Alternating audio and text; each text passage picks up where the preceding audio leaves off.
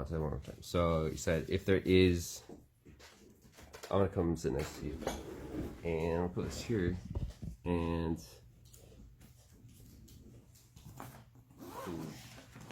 you can chime in or something too. You don't have to. I don't know how little you were thinking about. Be you. Yeah. Do what feels right. Exactly. So the camera's gonna be facing us, but if you want to, you can also come in the frame.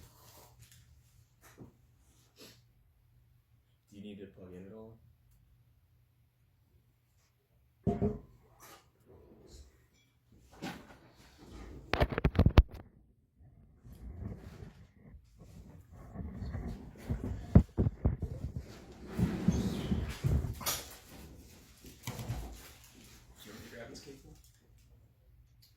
No, sorry.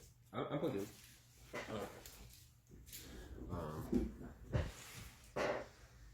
Hold on, so what was the last thing you were saying? So we were talking about, I guess, intuitive exploration, or like how people discover what is discoverable before they have discovered it. Yeah. And you were mentioning the periodic table, and I mentioned like the Higgs boson in particle physics. But it's also true in ecology that whenever you can observe a niche in ecology, you know that something must inhabit it. That like if there is an available resource in an ecosystem, something will be benefiting from it, because available resources are constructed by that ecosystem.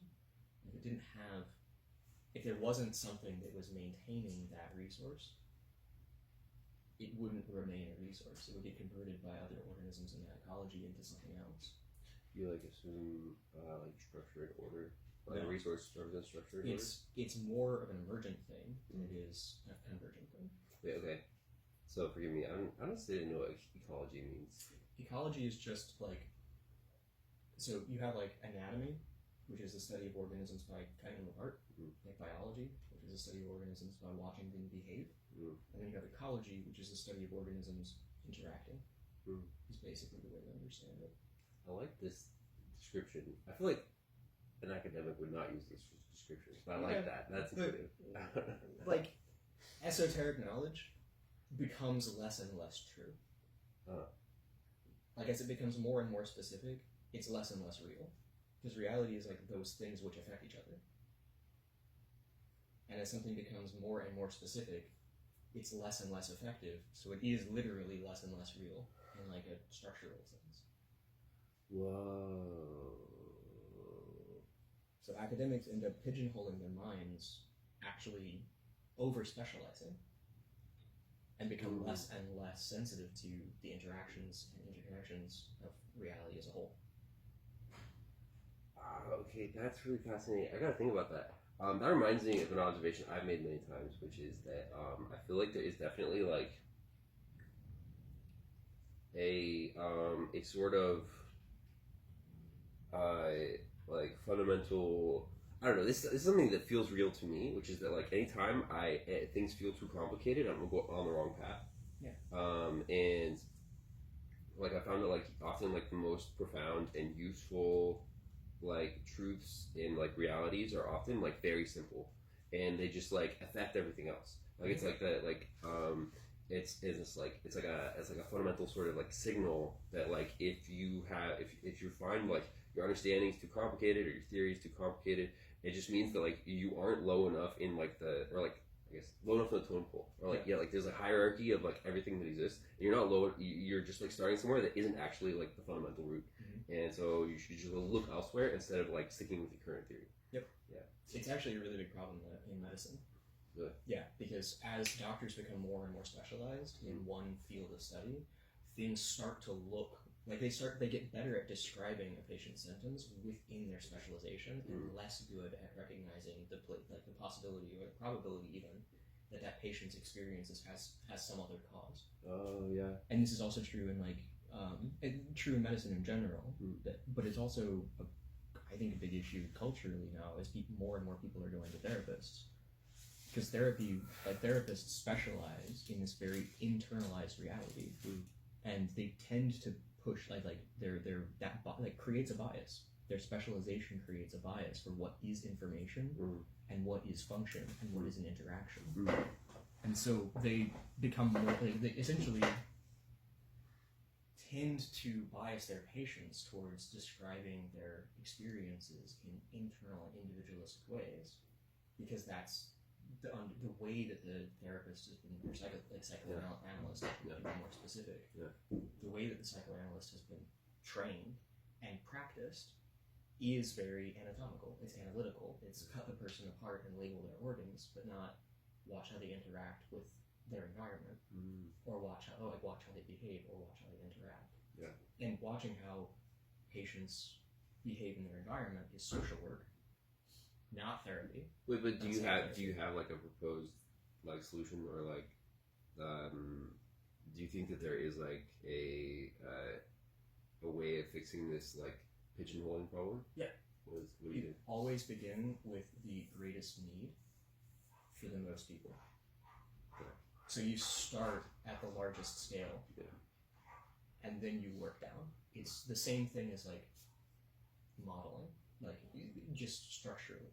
Like you try to understand the most desirable outcome, or the norm, and the farthest deviation from that norm, and address the farthest deviation first, rather than trying to understand, like trying to subdivide that norm and be more and more specific about something being better and better. You start with the thing that is the farthest from where you want. Okay, that reminds me of... So you're doing synthetic modeling rather than analytical, like, contextualization. Hold up. Wait. That last sentence, what do you mean? Who is doing synthetic modeling? What's that? This is, like, my idea, my, like... Oh, by the way, this is Brandon. Brandon is Tim. And Tiger. Tim?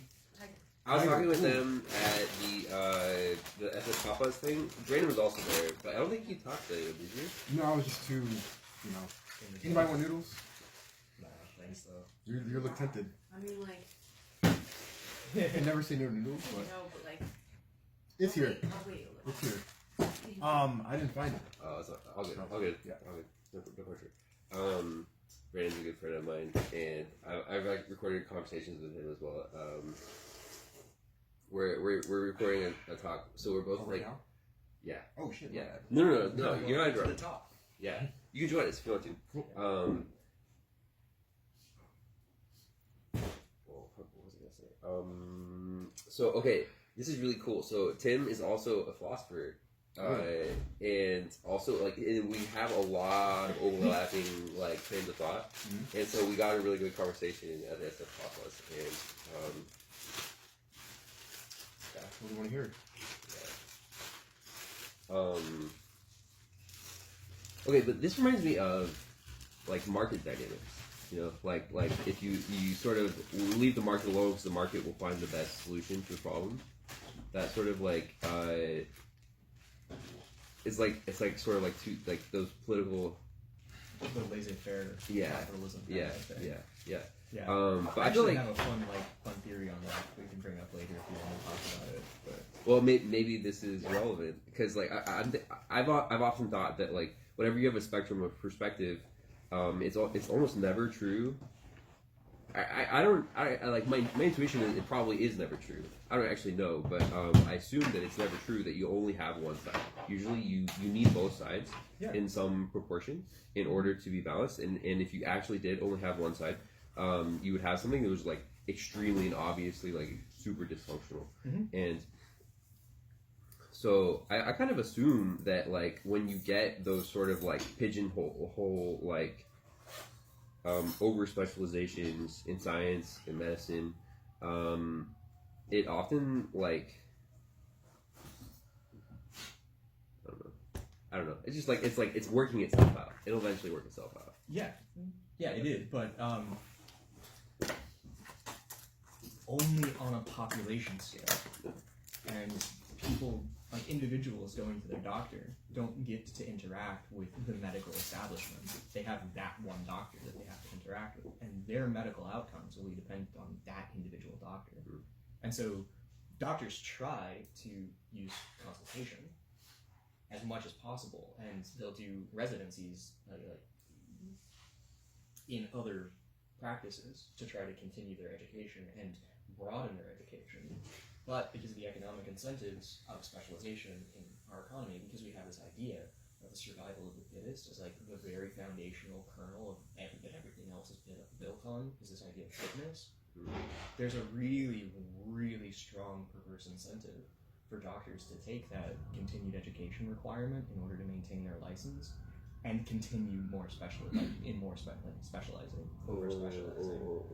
And because they're paid as individuals, not in like a single payer healthcare system, those consultations are paid.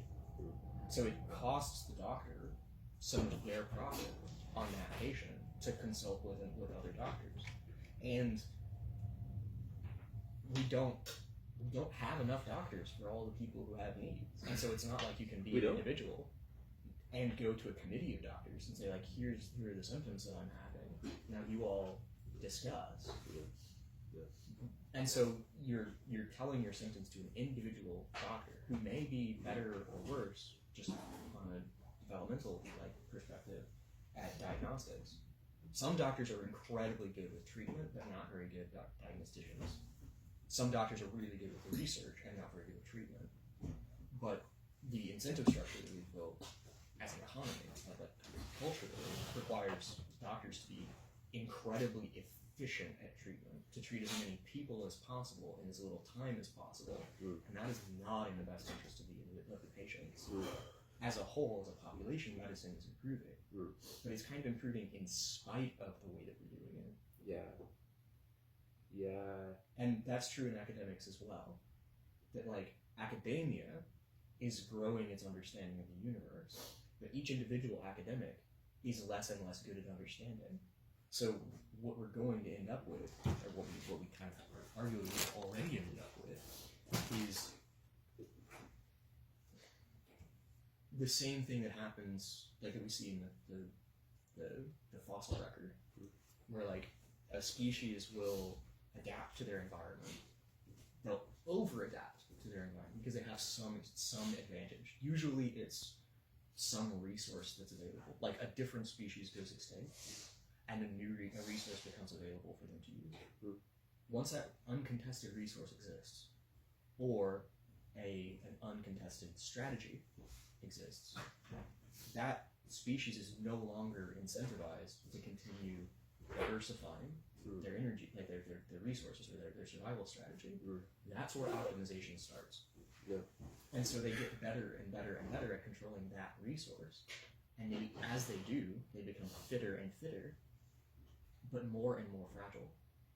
So like the survival of the fittest is one strategy in evolution, but it's not the winning strategy. What is extinction tolerance is the winning strategy. I see. So adaptability. Basically, yeah. As you get better and better at controlling a singular resource, you become increasingly fragile to anything in your ecology which affects that resource. So climate change happens. We're all still dependent on oil. We're working ourselves into extinction, like every other species that's gone extinct. Almost every species caused their own extinction. Every culture, like human culture, caused its own extinction. That's interesting. And academia is kind of doing the same thing because of this over-specialization. And as long as there's enough parallelization of specialties, that's fine. But as those individual academics become more and more optimized, like fitter within their specific silo, they become less and less capable of understanding each other. This is a problem pointed out by people who work in philosophy of science. I mentioned the last time we talked about Thomas Kuhn's and Paul Feyerabend. I just finished the last book I was reading, so I'm going to start that Against Method.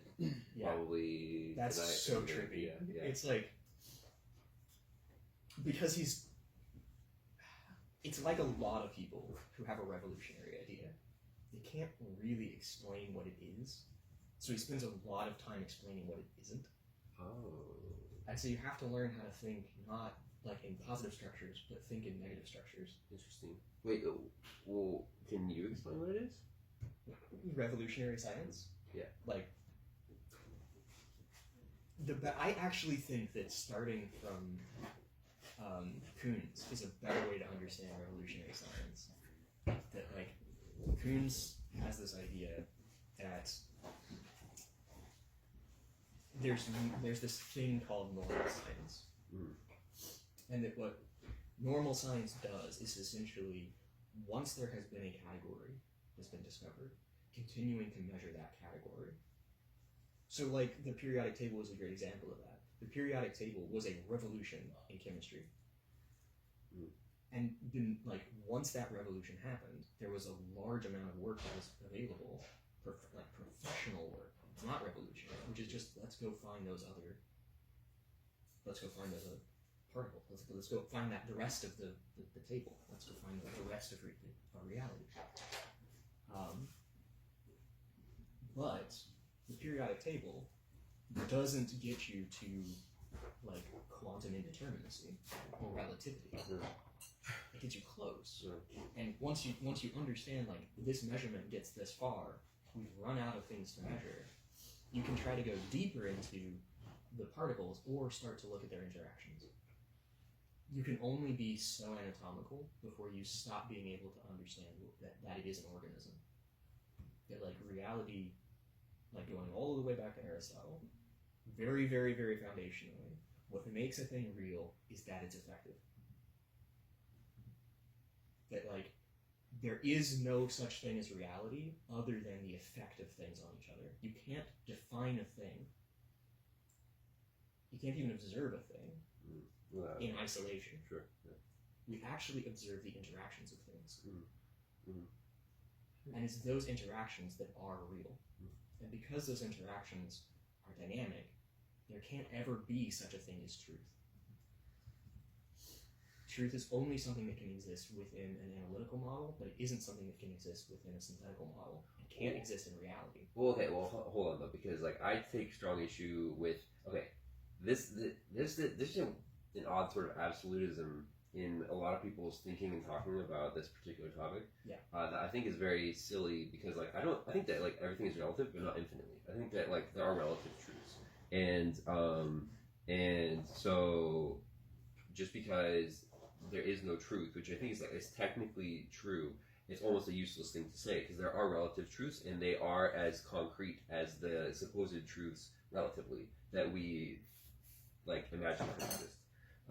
And so it's I think a lot of people get tied up in that, and it's to me it's just like not a useful thing to talk about. Like saying that there is no truth is kind of like stupid. It's kind of like talking about determinism as if it's a useful thing to taltalk about. Sorry, I said that without context, but like no, I also think that like I'm following you.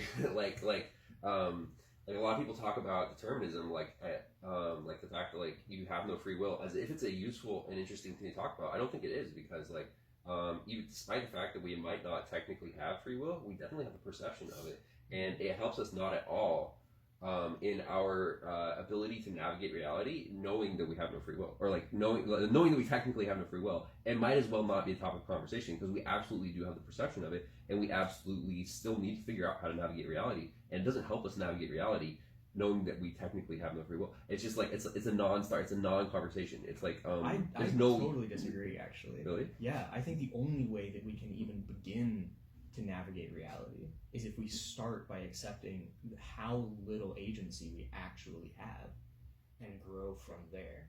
We have to add to whatever extent we have free will, you have to accept all of the ways you don't.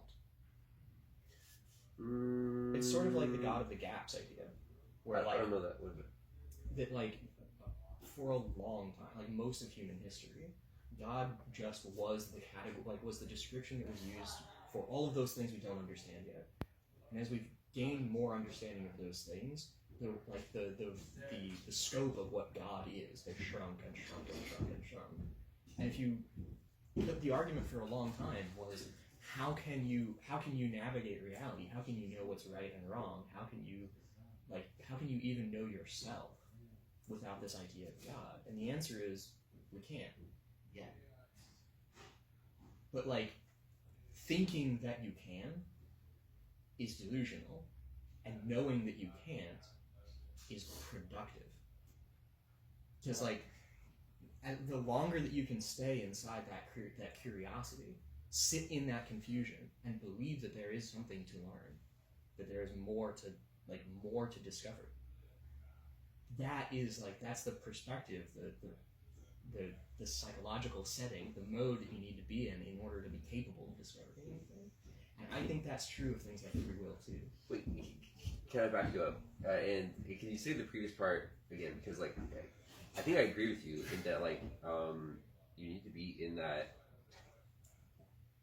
prospective mode. You have to be looking to the future.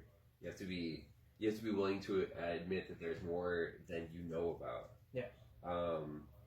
But say it again the way you said it, because I don't know if I was following, or at least like your initial description. The way that I structured the argument was a non sequitur, because I was trying to get the structure of the argument, because I think that's what's interesting, and I don't actually care to disagree with you as much as I care to, I think that these ideas are really fun to build with. So it's sort of like Lego. You have these ideas, and they have positive structures and they have negative structures, and you've built this really cool, like, castle out of these Legos. And I think that's fucking awesome. And, like, I want to take that idea and those pieces and build a castle that's equally inspiring to me. That's like my version of awesome. That's what I care about. I don't want to take apart your castle because it's what inspired me. Like, the way that people engage in arguments just feels like reenacting trauma to me. like your idea threatens me in some way because I have to agree with you in order to be valid. And you're not treating me like that. Like, if I was treating you like that, it would definitely be a projection. I think it's like. So that's why I'm not sequitur. Okay. Like, why the jump to, like, here's this, that's a really cool idea, here's this other structure. Take a look at, like, that's a cool castle.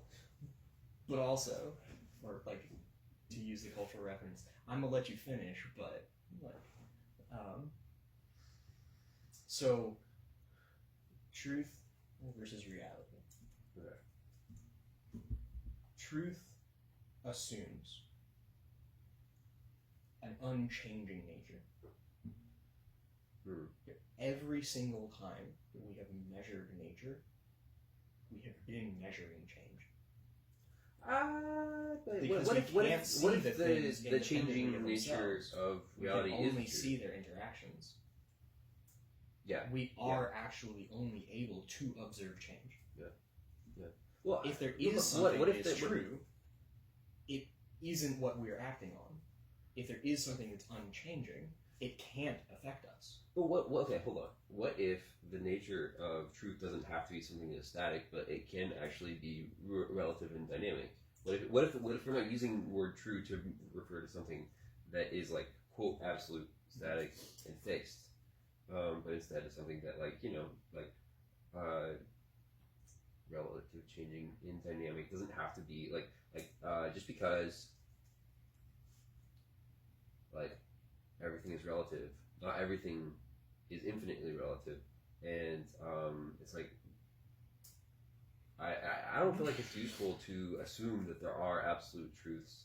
I just think that it is useful to assume that there are relative truths, and I do think that it is useful to assume that there aren't absolute truths. Okay. So you argue against that? Yeah, because that limits people's curiosity. Once you believe something, the function of a belief is it's a place to retreat from confusion.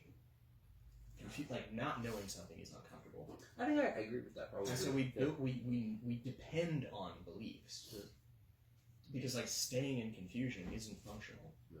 And so, like, beliefs are a practical thing, but they're not objectively true. They don't exist outside. They're not a part of nature. No belief that any human will ever have is objectively true. Like, objective truth is kind of a contradiction in terms. And it comes from, like, biases, like misunderstandings of human psychology that come from applying this analytical mode to humans to try to like dissect the different parts of a person, like in an anatomical way, and think that that's the same thing as understanding them.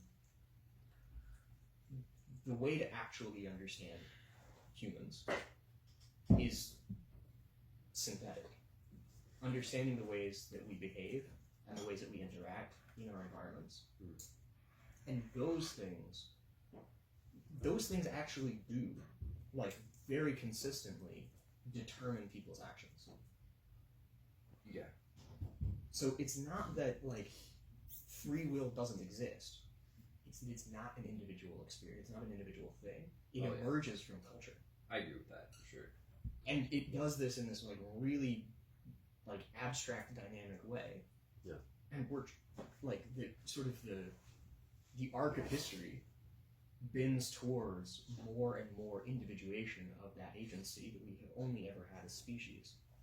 Like, going from an organism perspective, where you're just reacting to aversive experience, like aversive pressures in your environment, to now you're pursuing desirable stimulus, like attractors in your environment, to now you're creating, like you're insulating yourself from aversive pressures in your environment, to now you're creating desirable, like attractive pressures in your environment, or attractive experiences in your environment. We're still at this like evolutionary stage of insulating ourselves from aversion in our environment, building shelters, medicines, like.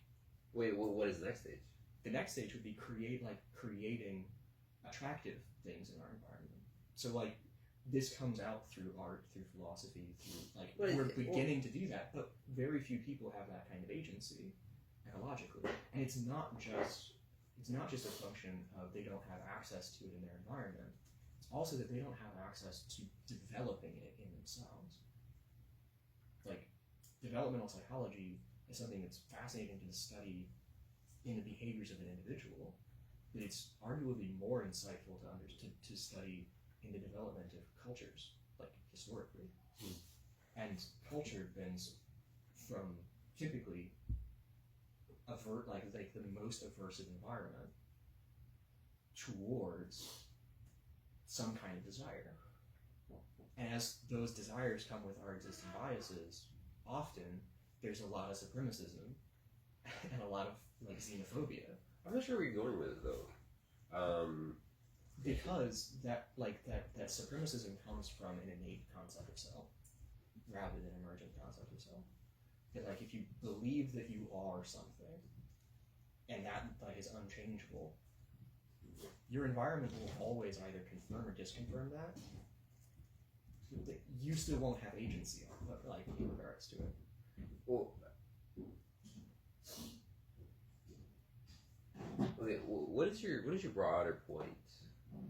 The broader point is that, like the very very broadest point, is that intelligence is only half of what a mind does. That intelligence, where we're like creating systems of knowledge, is only half of what a mind is. And then imagination is the other half.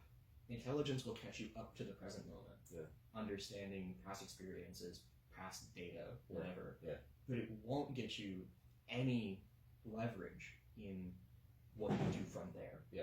Okay, no, I totally agree with that. That axis, as long as we're like overly analytical, that's where truth can exist. Truth can exist within our data, but not within our future, is maybe a better way to say it. It doesn't exist in the present moment, and it doesn't exist in the future. Those are always going to be dynamic.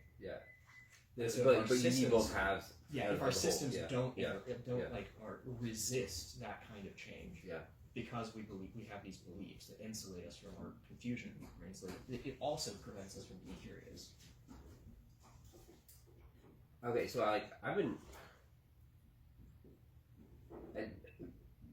I have different terminology for talking about this than you do. I would love to but also I don't think my term I haven't even necessarily ironed out exactly what terminology I want to use myself. And so I've been using like a sort of a handful of different terms to describe like this sort of like future focused, past focused dialectic. Yeah. Where and so I've been using like teleology and causal deterministic reasoning as like a broad catch-all for like for referring to these like two ways of thinking about it, and I've been thinking about it a lot because I feel like it is just like so powerful and important. How like there's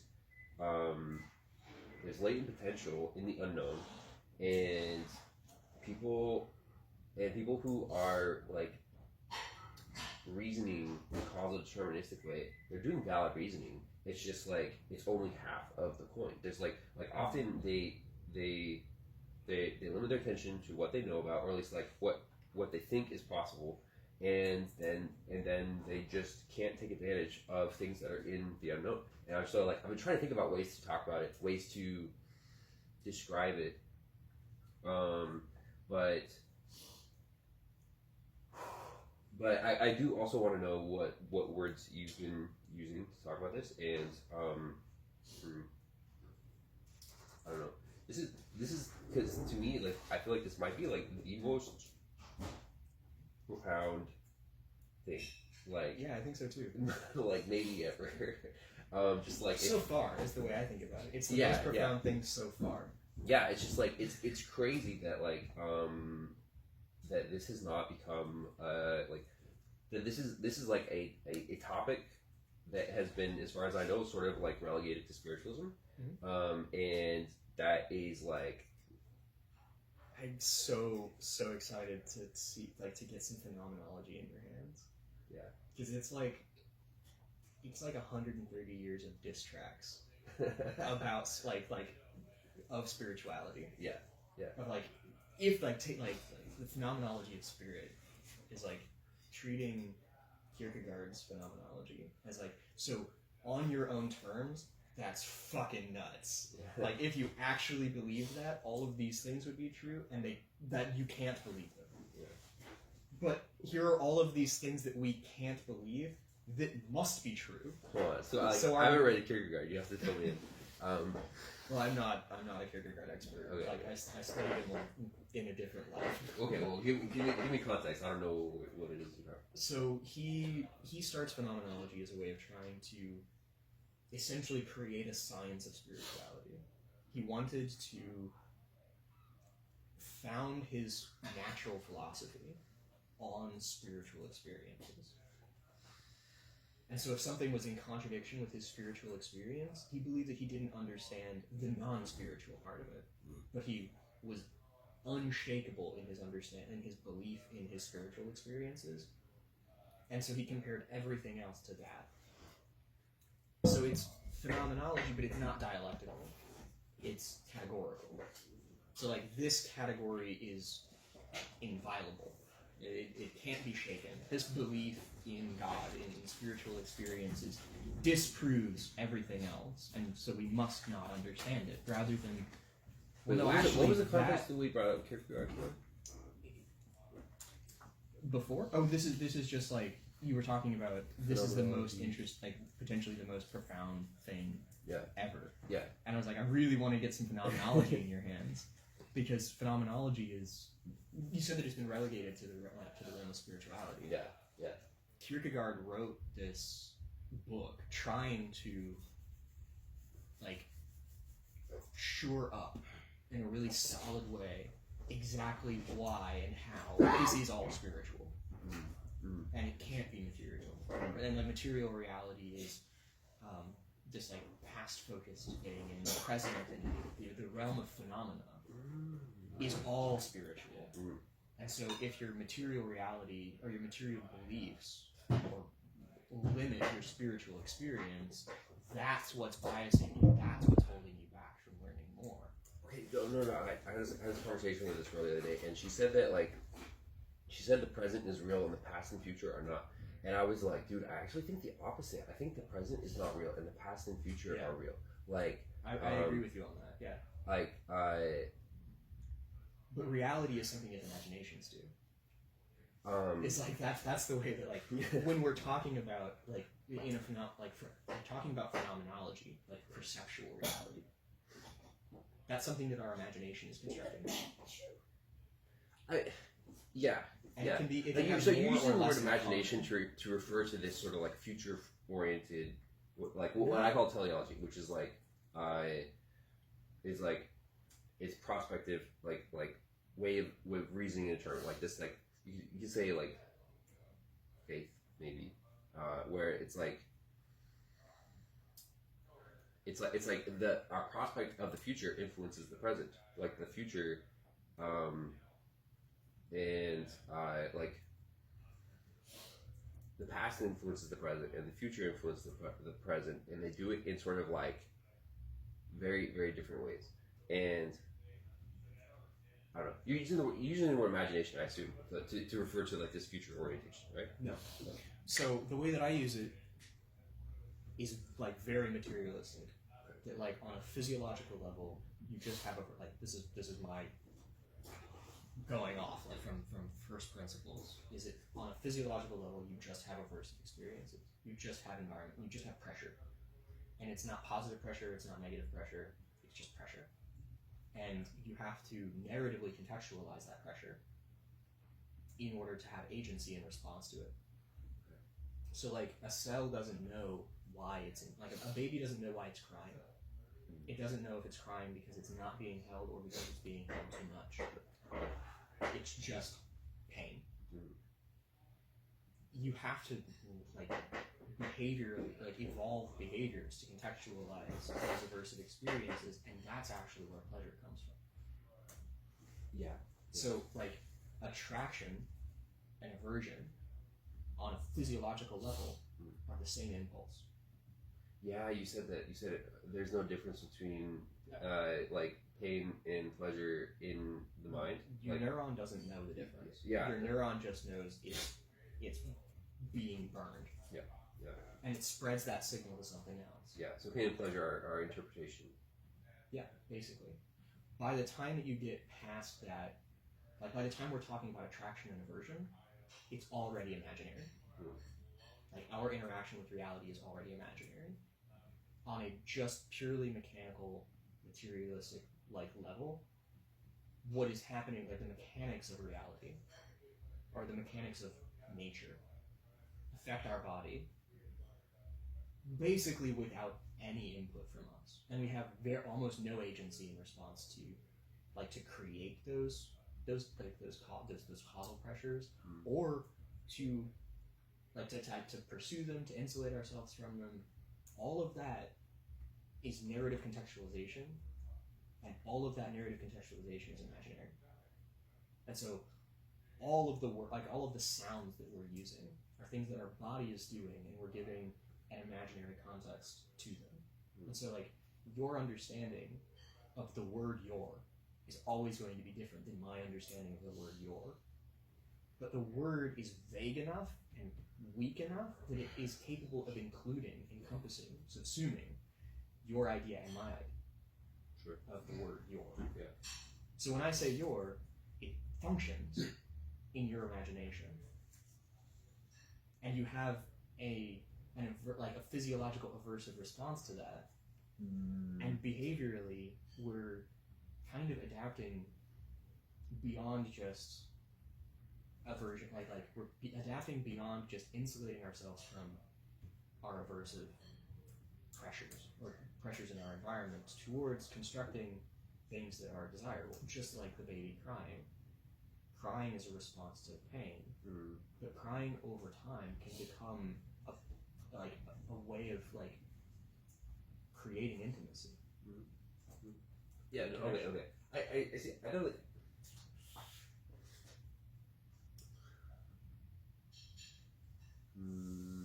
So what we mean by truth is like, or what I try to think of as like truth is that's the material reality relative to itself.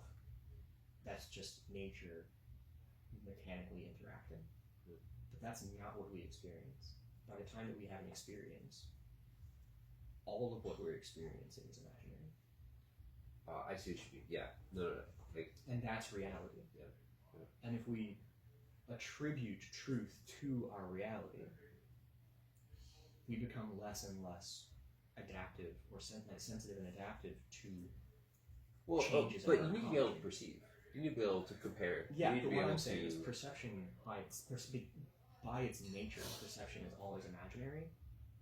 So we shouldn't be looking at its we shouldn't be as concerned about its sort of moral value, how true it is. We should be more concerned about its ethical value.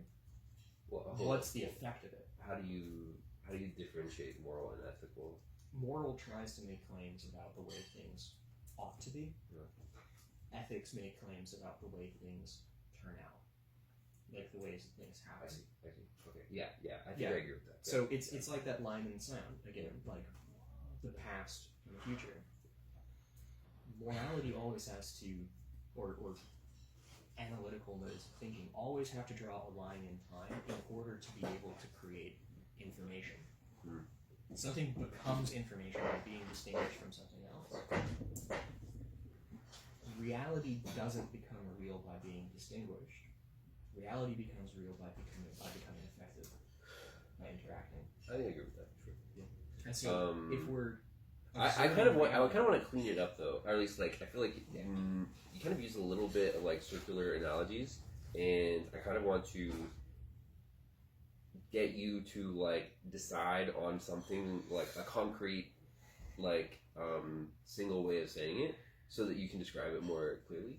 And but that might be a conversation for another time. There is a concept, like there is a word for this concept, as far as I know. What is it? Gestalt. Gestalt is the... It's the non-exclusion thing. Okay.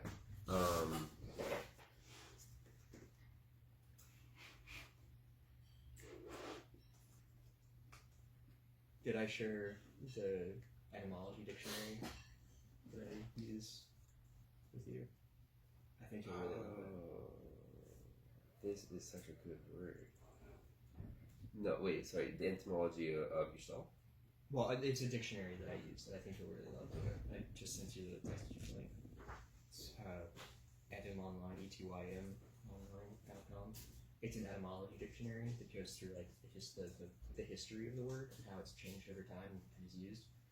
It's so much more interesting than, because words are also like they're part of reality. They don't have an objective truth. They evolve. They're mimetic. Yeah. They're a meme. Absolutely. Yeah. And so like. Yeah. Okay. I just finished this book. It's called The Secret Life of the Brain, and I forget what the tagline is, but basically it's about that. It's about how like it's not just words; it's also emotions. Like emotions are mimetic. Like we literally.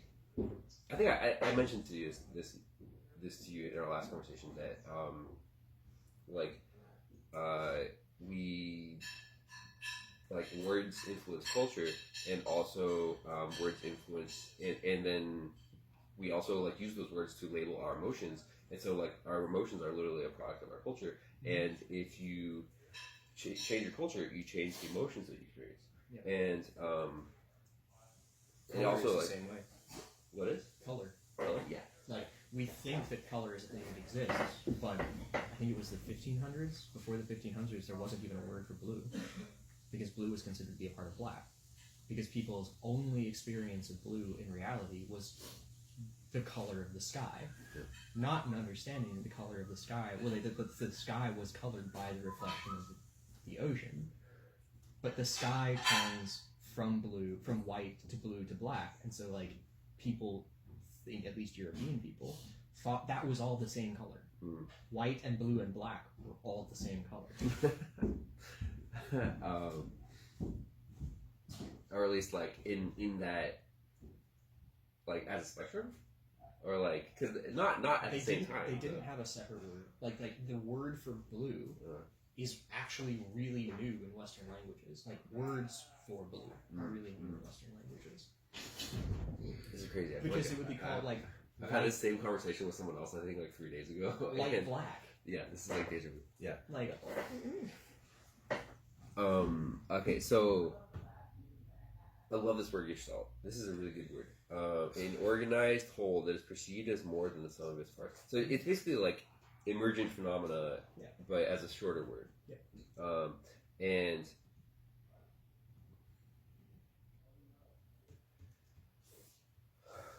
Um,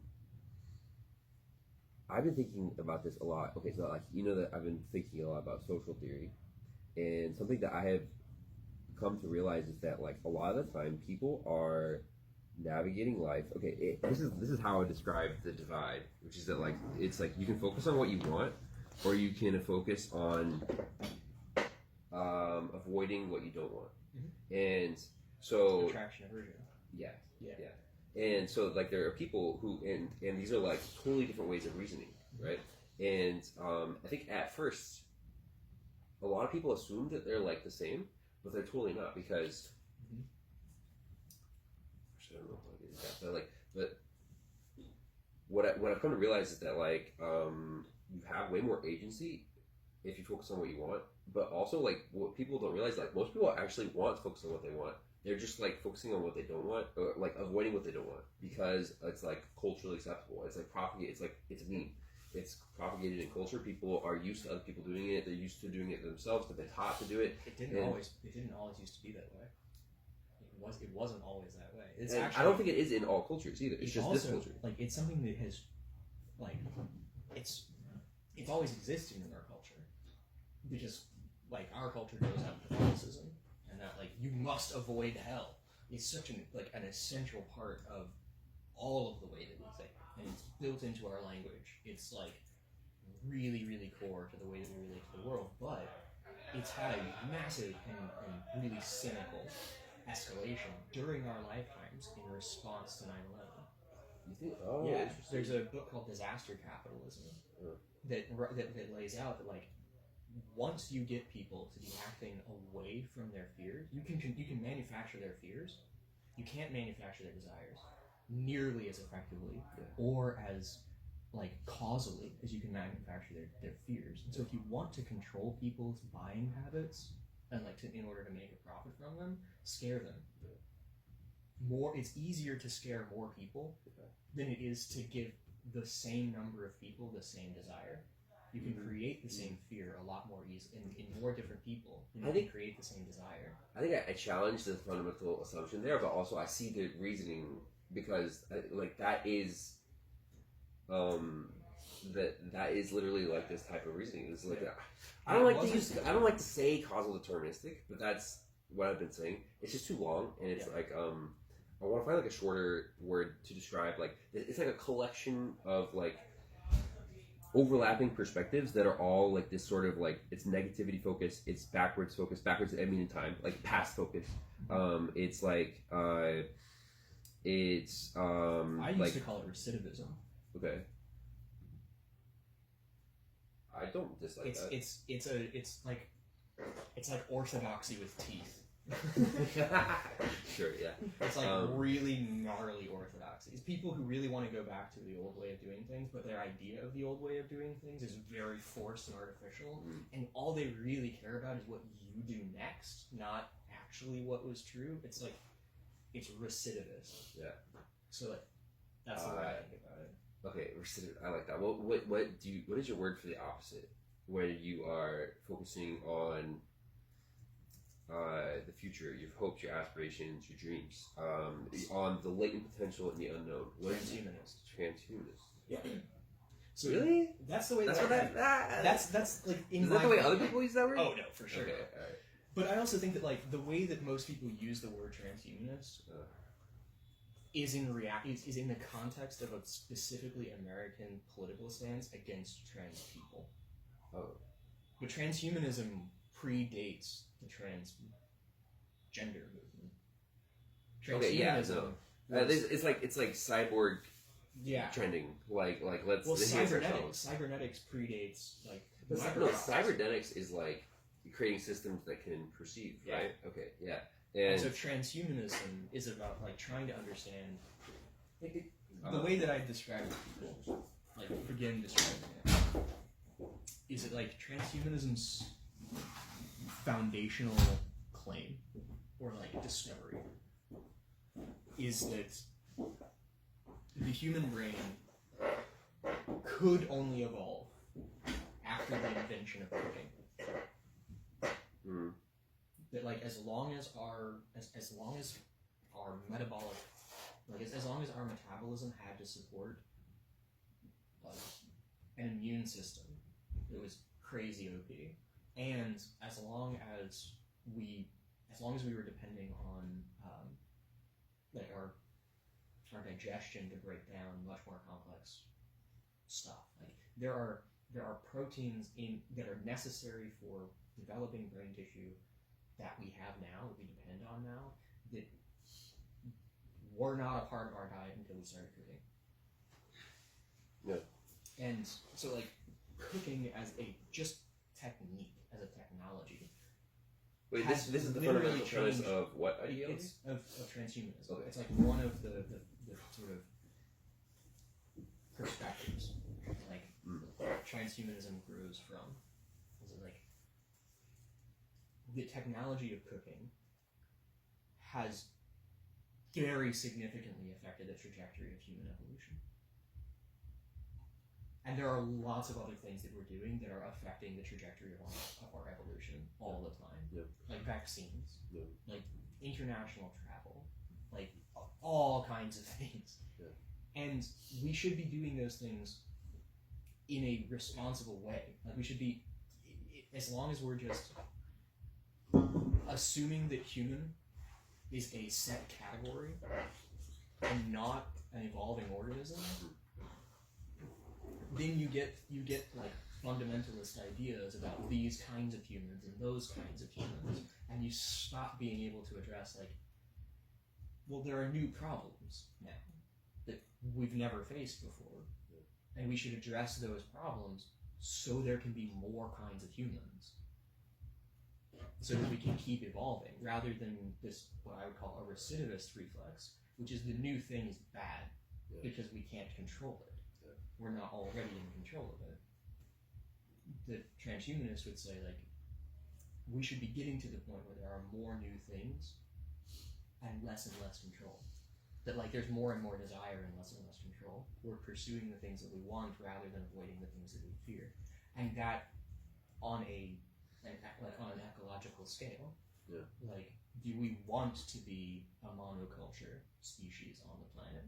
Okay, what if we want there to be other species here? Because like, what if we were gonna, if we forced ourselves to come up with a word that was like maximum 2 syllables that describes this? The opposite of recidivism. Yeah. Also, I think it's important to find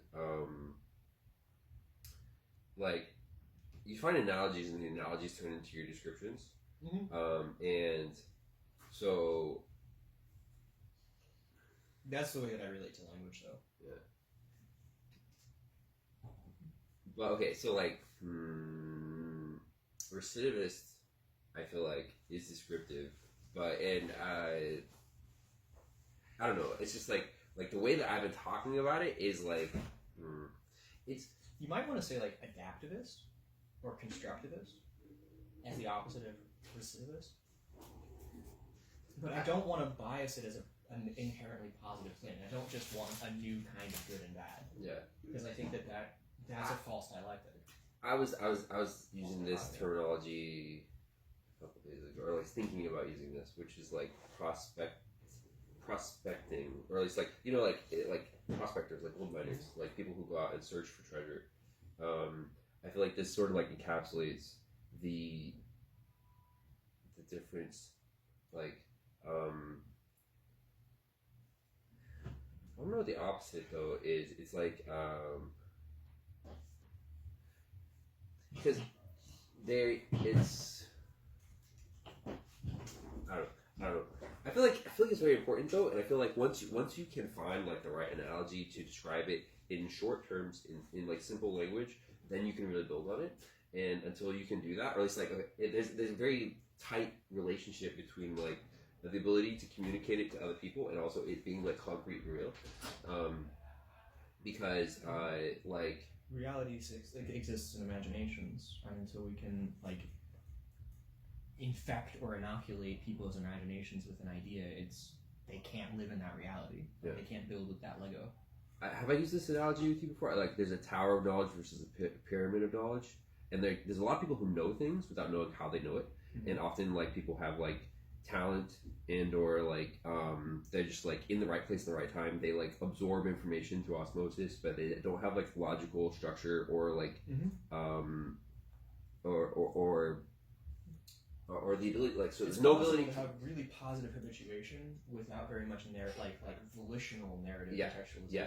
Right. Yeah, there's a lot of people who are like this, and like so when I was first like looking into like the philosophy of social stuff, and I knew a lot of people who have like extremely high social skill, and I asked them like, how do you do what you do? And they would give me like the most bullshit and stupid answers, and I would be like, what the fuck? Like that's obviously not it.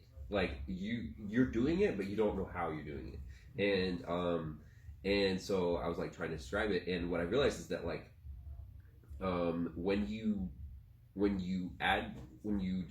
define it, when you give structure to it, you can not only communicate to other people, which is cool, but it also allows you to do this thing like with the periodic table of elements, where you can suddenly start to predict what will come next. You can turn it into a science instead of it just being something where it's just like a collage of collection abilities. It's actually like something that you can build and grow. It's a structure, right? Yeah. And it becomes something that you can scale instead of it just being like. And so like people who have like a tower of knowledge, often they might be amazing at what they do, but they can't get more of it necessarily without like special circumstances. Often, or like if they do, it's usually through sheer intuition and talent instead of like. Or what I would call like environmental factors. Yeah, exactly. Yeah. And so it's just like what I want to do is turn into a science. And so like I feel like it's when you start with being able to describe it in something that like in the most concrete way that you can, you grow closer to that place where you can also not just it's not just about sharing with other people. It's also like it makes it so that you can build on it. The ability to describe other people makes it so that you can actually turn it into a structure that you can grow on top of. And so I think that's very important.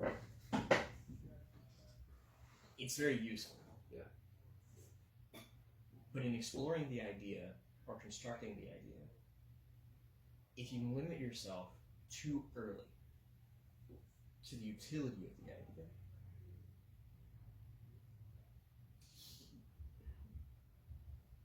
it's that confusion tolerance thing that I talked about in our last discussion.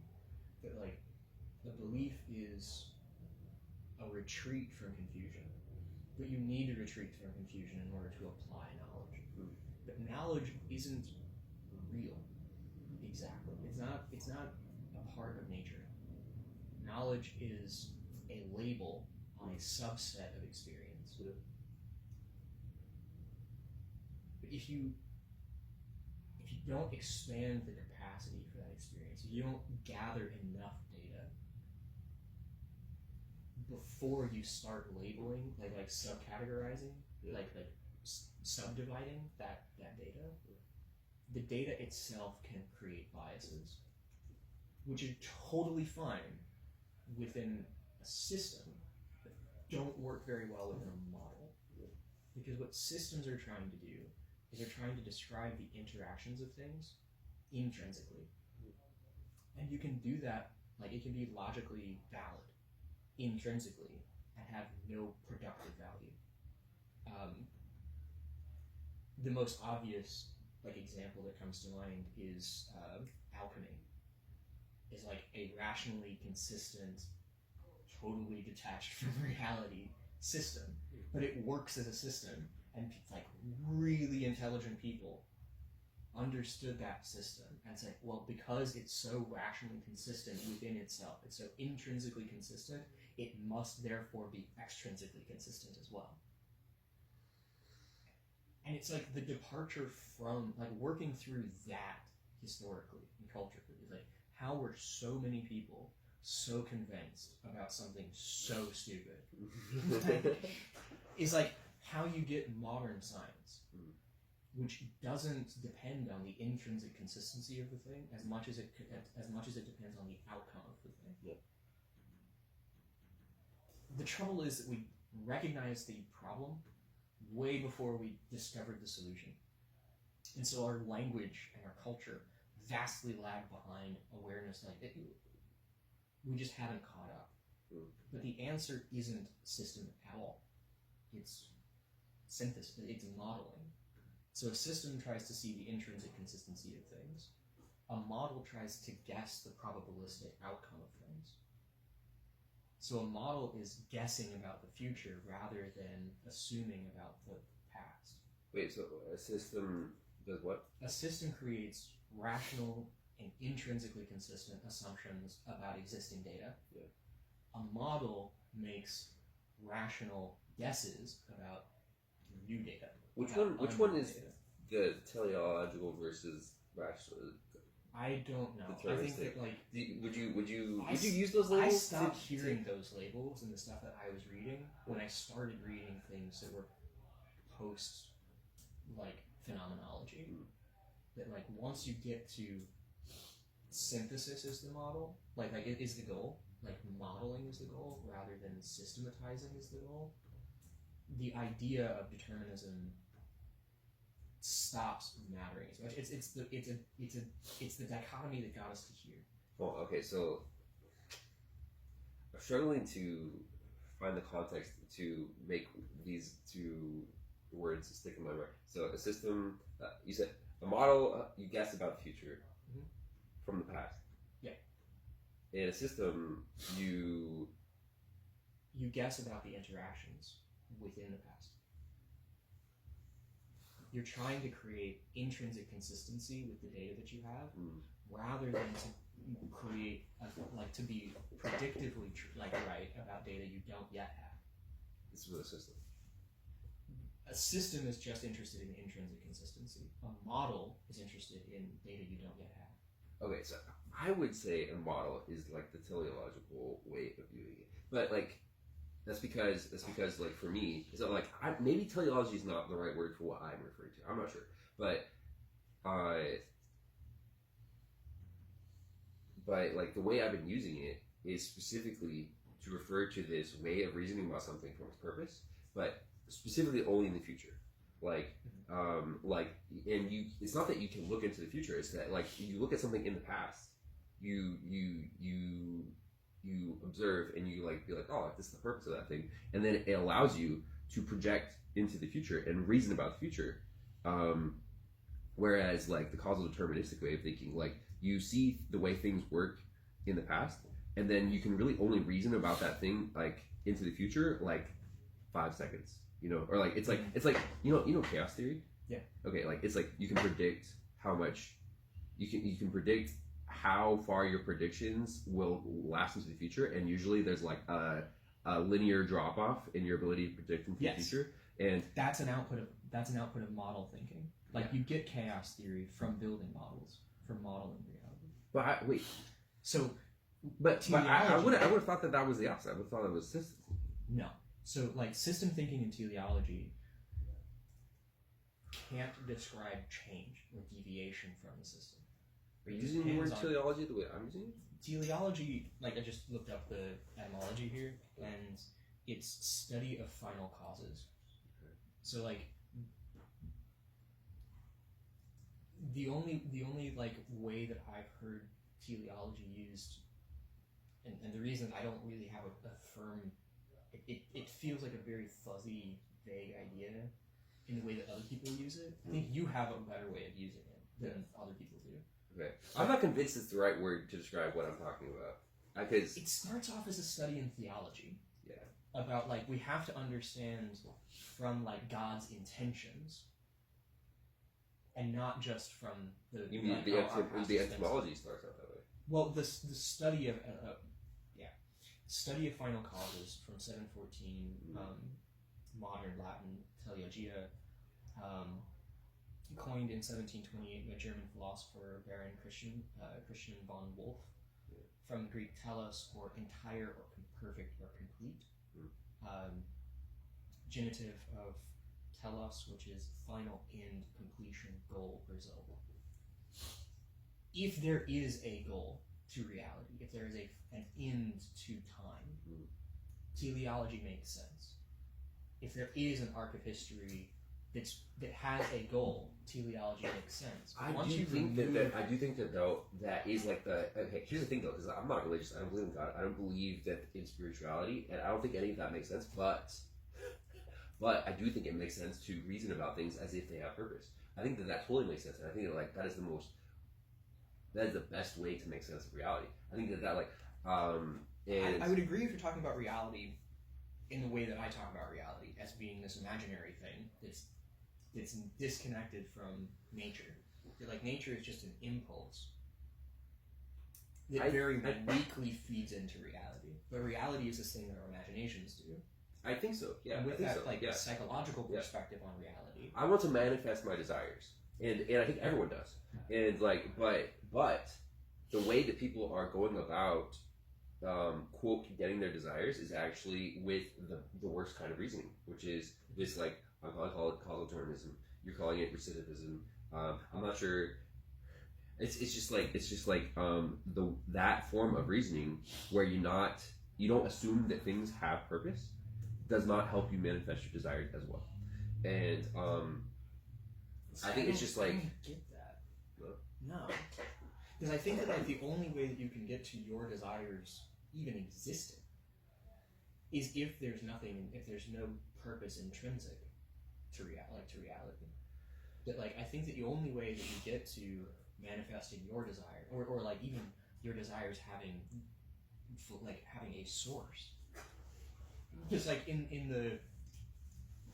I feel like there must be some way we're talking past each other because I don't feel like we mean different things, even though we might be using different words. Because like it's this meaning doing distinction where like the words that we're using have different meanings, but the words that we're using have the same doing.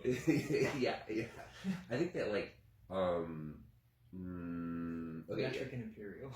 Yeah, you're talking about using like this like you say we should start from nothing, I guess, sort of like you just said earlier, like you said you don't think we should start purpose, and you don't think you said something earlier about how you think we should start from determinism, like you think we should start like believing we have no free will, and then I think we should start from aversion. Okay. And increase aversion tolerance at an individual level and a species level. That like it's that evolutionary strategies thing. We shouldn't be prioritizing fitness. We should be prioritizing extinction tolerance. But isn't that what this is? Is like extinction tolerance is like it's like I think this focus on the future, what you want, dreams, your desires, focus on what you want rather than avoiding what you don't want. It's actually more like I still need a word for it. Focus on what the most vulnerable people want, because finding ways to solve the most vulnerable people are the vanguard of the they're having the most obvious aversive response to the pressures in our environment. Treat them like canaries in a coal mine. If the canary dies, get more air quickly, because those things tend to spread. If it's affecting some people really badly, it could affect anybody more. But does it make sense though to? I don't know. To me, it doesn't really make sense to.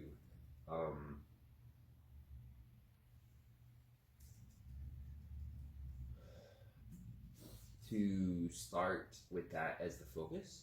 I mean, I don't think you're wrong in saying that. I just don't know if that makes sense to start as the focus for everyone. I feel like instead of starting with what other people want and need, you have to start with what you need yourself. I feel like right. That same principle applies to the individual as well. But you start with the thing that's causing you the most harm. Yeah. And are you talking about this on a societal level or on a personal level? Both. Okay. Yeah. You I increase your extinction tolerance. You decrease your fragility. Mm. And the output of that is something like autonomy, which isn't yet agency. But you have the potential. You start with, from a Gestalt psychology perspective, you start with your subjectivity. What are you experiencing right now? and not moralizing that as desire or fear, either one, but just like, what is the most intense experience you have right now? What is the most present thing in your perception? Let's address that. And so if that for you is a desire, calling it a desire is just a matter of contextualization. The pressure that you're experiencing, whatever it is, whether it's the absence of a thing, which is a negative pressure, or the presence of a thing, which is positive pressure, you could dislike having something as much as you could dislike not having something. Like, yeah, but the reason... finding a way to objectify that subjectivity, to enact that in your objective reality, in the reality that's shared with other people, in your environment, which is still real. It's not nature. It's a construct of our imaginations as well. But finding ways of objectifying your own subjectivity is how you reduce that dichotomy of your subjectivity and your objectivity, and like transcend that dichotomy as an agent and achieve agency. And so, if we start with the most intense signals in our culture, they're going to be the people that are hurting the most, probably. Yeah. Okay, hold on. I want you to listen to something I've been thinking about the last couple of days, which is that this might be a fundamental perspective. Like I think I might have told you this before, that I think that is like a hierarchy of, like, there are spectrums of perspective, but I think that some perspectives are more fundamental than others. There's a hierarchy, and I've been trying to figure out, like, what are the most fundamental perspectives, and I think this might be one of them. Is like and I think I also told you a little bit about this, but I'm reframing the way I'm talking about it now, because I said, like, it's like hard mode versus easy mode. Like, life is good when it's hard versus life is good when it's easy. And but now I think that this might be, like, the right way to frame this might be actually like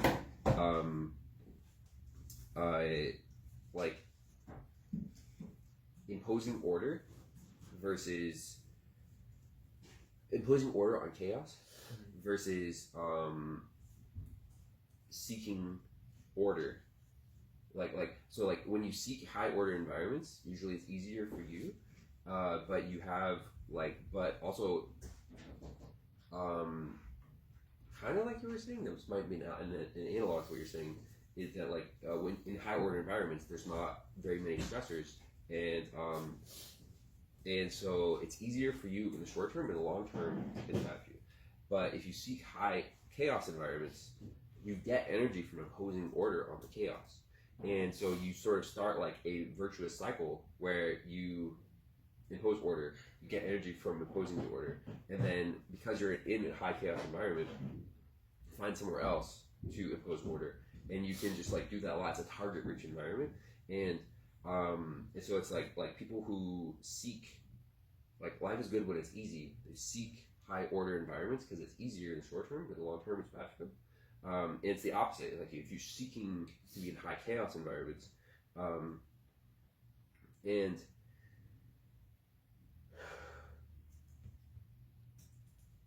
where was I going with this? It's like,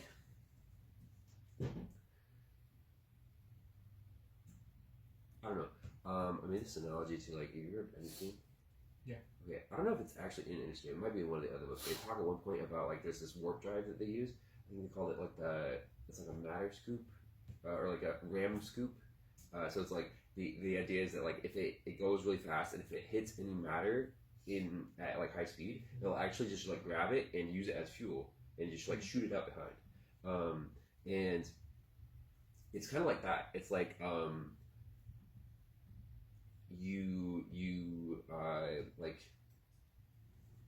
you turn your attention towards chaos instead of away from it, and in so doing, you provide yourself with the fuel to your intention is to impose order. You have to turn your attention towards chaos in order to do that, and so you're in a high chaos environment. You seek it out because you want to impose order on it, and when you do, it gives you energy. It allows you to more effectively find more chaos and impose order on it, and you just start to build momentum.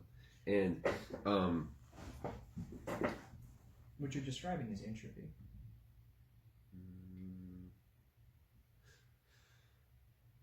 I don't think. Finding available energy and reducing like states of relatively low entropy towards relatively higher entropy. I think it's like delaying entropy maybe. It's the opposite of that. Well, isn't entropy when everything breaks down, right? And so like there's available energy, there's potential energy in a block of wood. Yeah. And it will decay at its own pace at a certain temperature and environmental pressure, like atmospheric pressure. And there are organisms which steal energy essentially from that block of wood by accelerating its decay. And that's what we're doing when we make a campfire. We're stealing energy from that block of wood by accelerating its decay. When we eat, we're doing the same thing. We're accelerating entropy. One of the ways to understand life is that life is an entropy condenser. We take lower states of entropy and we condense it. I've always thought that. Yeah. I think also that's like. But that is reducing chaos, just like you said. Chaos is actually where you have the energy. You're not creating energy through entropy. You're stealing energy through entropy. You're reducing from energy towards death. I think so. Yeah. So if but it's not. I'm not describing entropy. I'm describing a way of like feeding off of it. Yeah. So it's like you might call it like chaos fuel. I think you just you're one of the few people who actually understands what chaos is. Yeah, or at least and what it does, and how it works. Well, I don't think I'm not describing chaos. I'm describing a way of navigating. Oh, no, you're right. You're not. Yeah. But in order to navigate it, the understanding that you have of how to navigate it comes from understanding what it actually is. I'm just highlighting that because it's cool. You deserve some praise for that. I think this is what it. This is this whole thing that we still have yet to find a name for. Where this prospecting, it's like you turn your attention towards your desires, to the future, your hopes and your dreams. You prospect. You look forward towards what you want, not just trying to get away from what you don't want. This is what that is. It's like you orient yourself towards the chaos in reality, so that you can impose order on it. And when you do, you get energy from it. You start a virtuous cycle where that energy allows you to find more chaos and impose order on that. And you take energy from imposing order on the chaos, and you just accelerate. When done effectively. Yeah. But there's lots of imposing order that doesn't actually result in energy. I think so. Yeah. I think you have to. I don't necessarily know how to describe how to do it right, but I know that this is the fundamental mechanism that I've been searching for. Is that I think that you can't. Life doesn't have to be a slog. Life doesn't have to be hard from beginning to end. There are actually ways of making life work for you, and this is it. This is it. This is and there's might be a million ways of slicing it, ways of doing it, but this is the fundamental mechanism, and. So I have a question for you. Yeah. How do you separate? How do you distinguish between something? How do you get to seeing a desire that isn't about avoiding the absence of that desire? How do you distinguish between things that you are attracted to, which aren't just? Because it seems to me that attraction and aversion are purely narrative.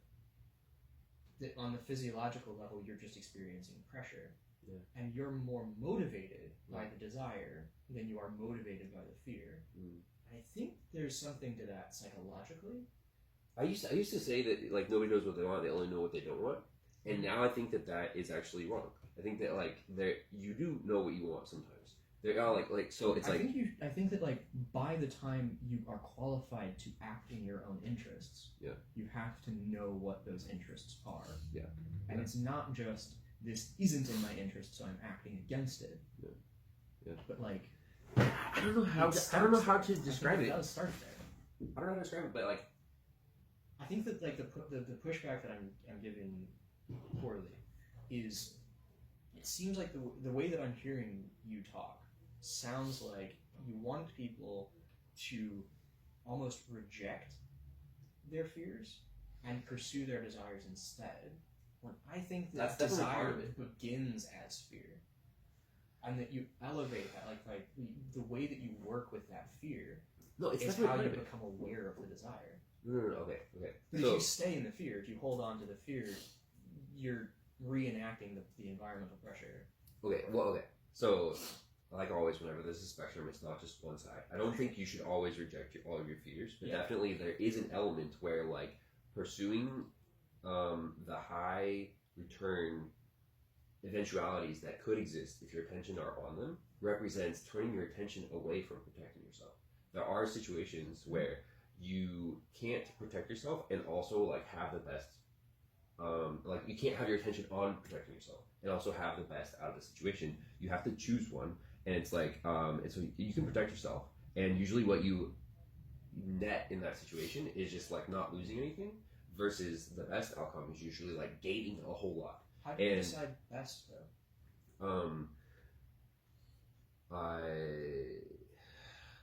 I know that's a really vague question. It might not even be a fair one. So No, but that's exactly the kind of thing I'm trying to make an algorithm for. Yeah. Which is that like I don't know, but I think that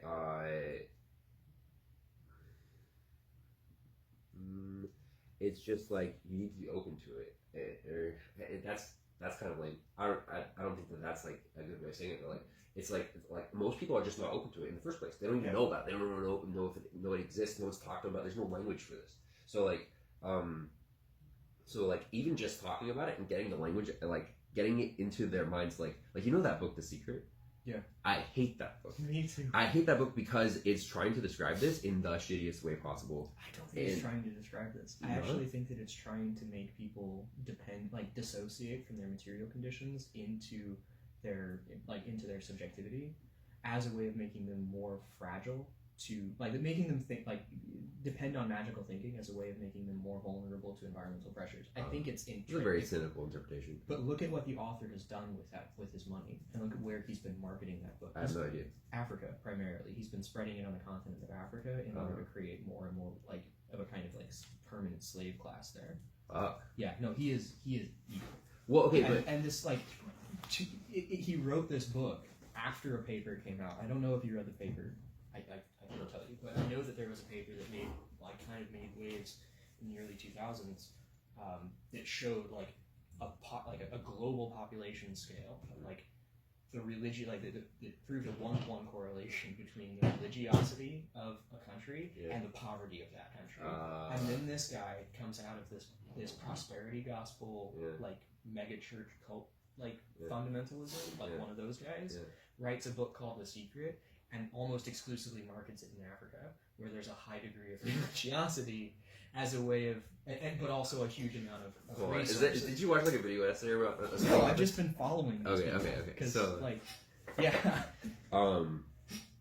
Because that's that doesn't surprise me, but also the thing about The Secret, and the reason why I think it blew up and became so popular is at least in part because it's describing this in part. There's definitely a partial description of this in there. There's they talk about manifesting your desires is a real thing, and that's what this is. It's manifesting. It's okay, but it is a real thing. It is a real thing. There are eventualities that won't exist unless your attention is on them, and that's true for positive and negative eventualities. And so that's what optimism is, or effective optimism is, when you have a situation where you can have your attention on a negative, which represents protecting yourself, and in so doing not lose as much, or you have your attention on a positive, which represents not having your attention on protecting yourself and potentially gain a lot more. And so I don't necessarily have the algorithm for it, but it's definitely that's in part why that book, everyone, you can feel it when you read that book, is that there actually is some truth to that. There are eventualities that won't exist unless your attention is on them. And so it's you can actually manifest things that's real. It's real. It's just that book does a super shitty job of actually describing this in a useful way. Not that I've necessarily described it in a useful way to my standards yet, but I'm doing a better job of it than that. And it's hard to do a worse job of kind of anything other than just objective evil, like object evil, like dehumanizing evil. That book does a really good job of that. Yeah. But so how do you get around the problem of magical thinking? I think that so I've been focusing on human interaction, and I think that something I can say for sure is that like you can have relatively more optimistic thinking than the people around you, and you can also refuse to let their pessimism influence your perspective, and that itself is a big win. How though? It's a win in what? Like what? By what metric? Just like it sucks less. It sucks less on an individual. Like it sucks less to be anticipating something positive than it sucks to anticipate something negative. Well, okay, but it's not that I've necessarily gotten around the problem of magical thinking, but definitely it's like if like the solution is you have to take risks, right? Like at least like everyone knows that like the best things in life are on the other side of risk, and also like everyone is comfortable with at least a little bit of risk because you can't live without at least a little bit of risk. And so the question is just like can I tell you an algorithm for when to take big risks? No, you have to do that yourself. But I can definitely plant it in your head that like this ideology where like you can have a good life and also take only minimum risks, that's false. You actually need to take risks at least some of the time. And I think like a minimum algorithm that I can say for sure is that like if you want it and you can live with it not working out, you should do it. Like if you can live with the risk, you should take the risk. That seems obviously true. And or at least like as a dead minimum, like it's as provided long as you you're want not it. talking to a sociopath. Like as long as no. being able to live with it also includes the effect on other people. That's a trap. Like even okay, like people whenever I talk about ethics, people are always like, oh, so you're talking about I have this other thing I talk about ethics, which we haven't gotten to, but we should get to it at some point. But people are always like, oh, well, like people with bad intentions are going to misinterpret this, and I'm like, I don't care. Not because because people with bad intentions are going to misinterpret everything. They're already doing it. That's true. And like and it's just like that's not a problem that I'm here to solve. What I'm here to solve is helping people who don't have bad intentions navigate the world better. And this is why it's important to me to start with people who are the most in need, because it prevents those bad intentions from metastasizing in culture. Because those emerge from aversive experiences. People develop psychopathy, sociopathy, narcissism from child abuse, essentially. There's a certain physiological predisposition, but there also has to be an environmental pressure. And if we remove those environmental pressures, if we begin by removing those environmental pressures, then we don't have the solutions that we're creating don't only work for privileged people. If you start by saying I'm only trying to solve the problems of people who aren't in danger, who can live with the risk, and who are mentally healthy, those people don't need those solutions. Wait, all right. Are you agreeing or disagreeing? I'm disagreeing. Okay. Well, okay. But structurally, I think that the system that you're describing is intrinsically consistent, and it would work for people that the culture already works for. But they're going to have all they have to do is avoid having a bad life.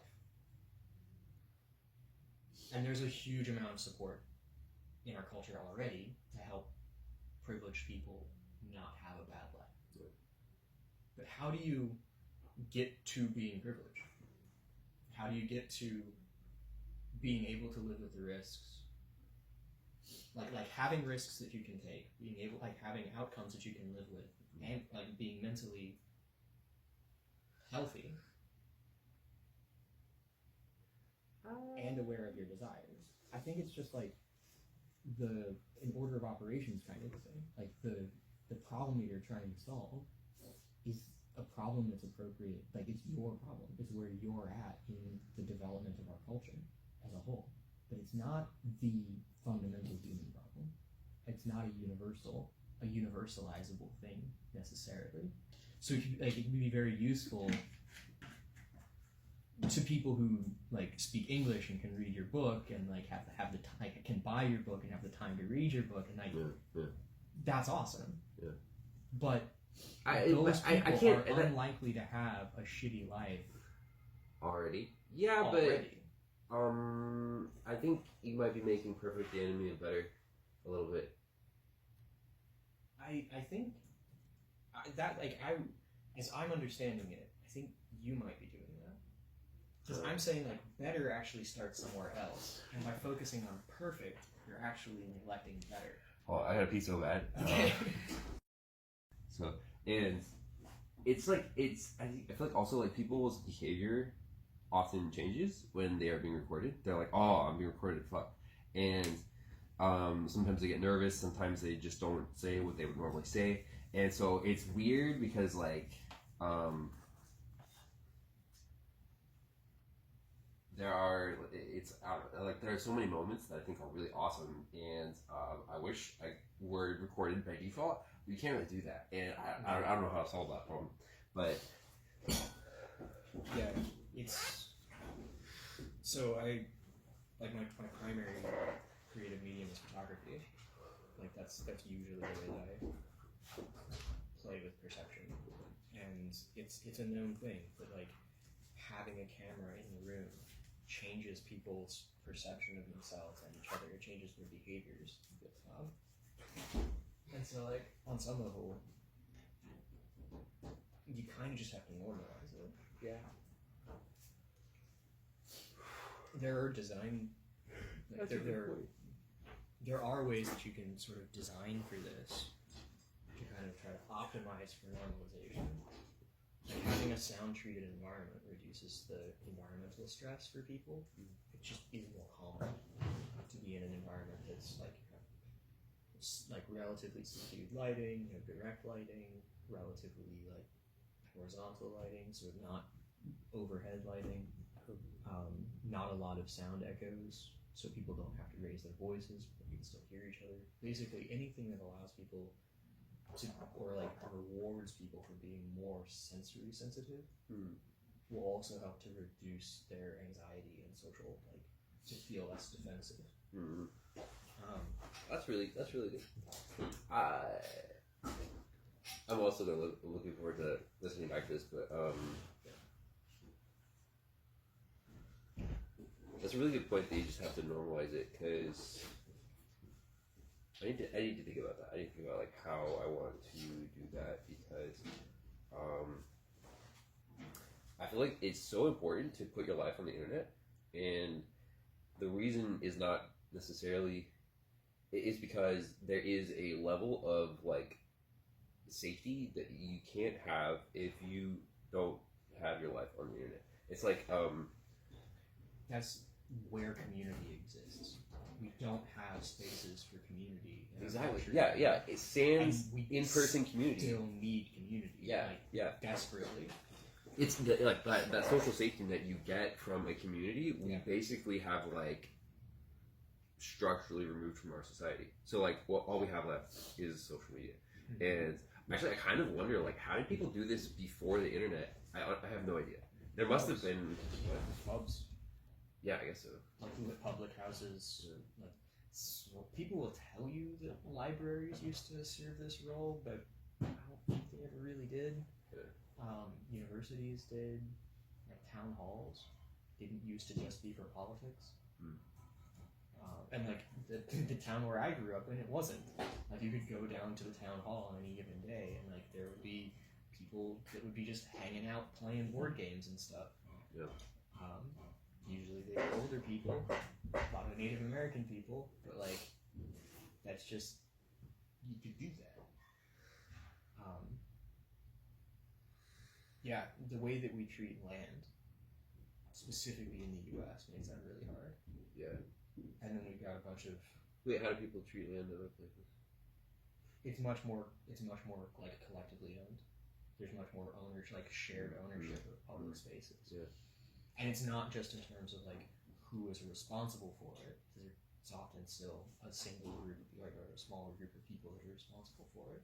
But there is a cultural expectation everyone belongs in public, regardless of their like economic status. Yeah. And that's just not the case in the U.S. How is it not the case? You have to buy something in order to sit in a cafe, or you don't belong. Yeah. And then there's a perverse incentive to get people to not stay in the cafe. So there's more room for people to buy more coffee or whatever. Yeah. So we have what's called aversive architecture. Yeah. Or adversarial architecture, I think Yeah. is what it's called. Yeah. That's why spaces aren't sensory safe in the city. That's why everything is so echoey here. There's no sound treatment.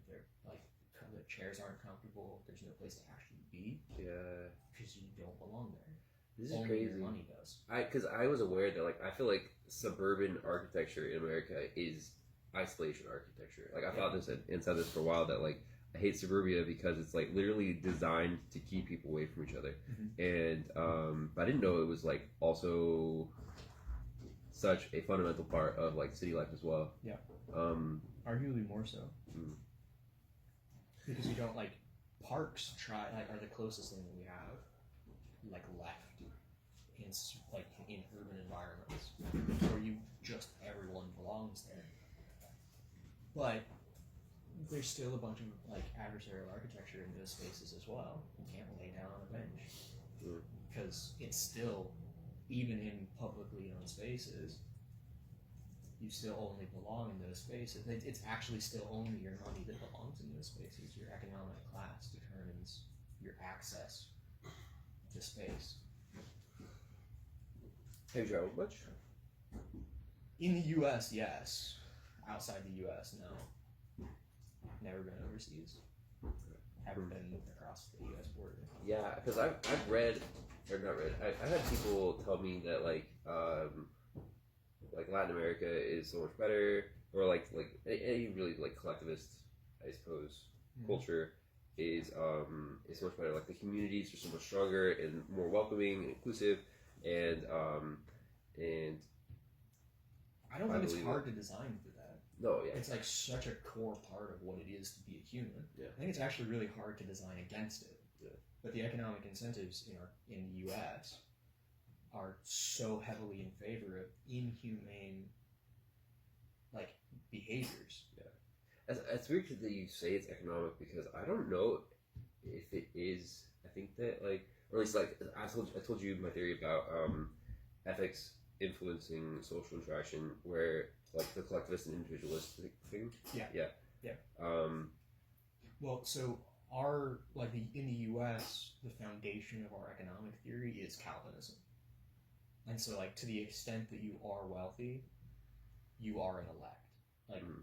Being blessed is so important, and the way that you show that you're blessed is you have all this privilege. And so, you don't want to be mixing. You don't want you to be culturally mixing with the people that aren't blessed. It ends up being a filter. We don't begin with prejudices about wealth inequality, about income. We begin with prejudices about health. That's an interesting observation. We begin with, that's a bad person, and I know that I'm a good person, and all of the other good people are good people because we all agree on excluding those bad people. But that's a recidivist structure. That's a recidivist stance. Because you always need there to be a bad person in order to identify yourself and your community as a good person.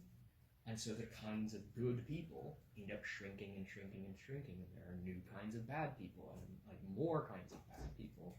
And people get terrified out of just being wrong because they don't want to be labeled bad and be excluded. Because the foundation of every human fear is the fear of isolation. It's the reason that we fear death. It's because we don't want to be alone. I might quibble, but I do think that I would definitely quibble. Actually, I think that it's not everyone.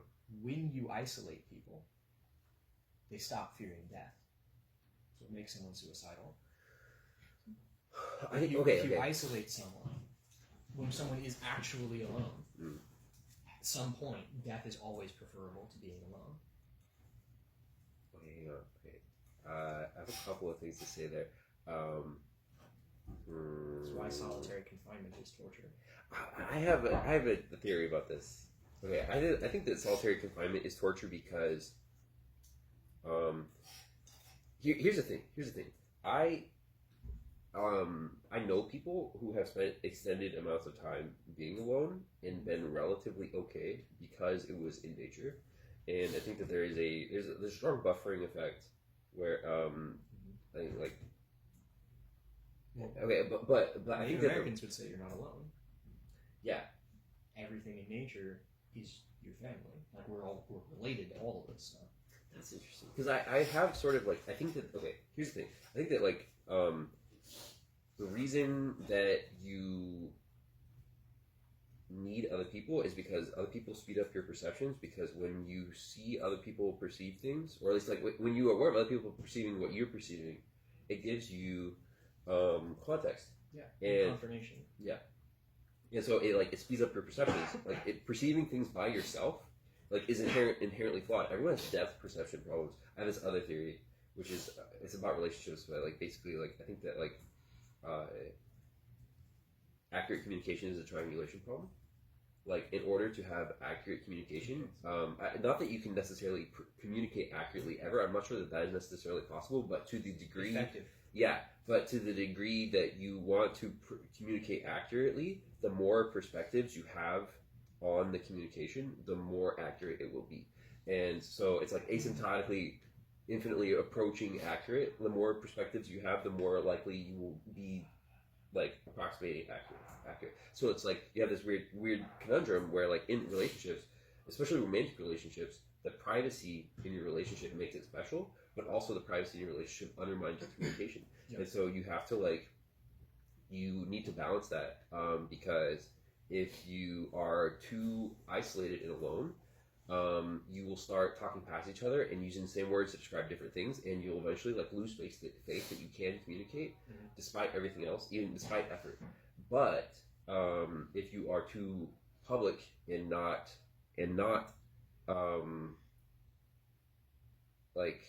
private enough in your relationship, you'll also undermine the value of your relationship, which is it's special because it's private.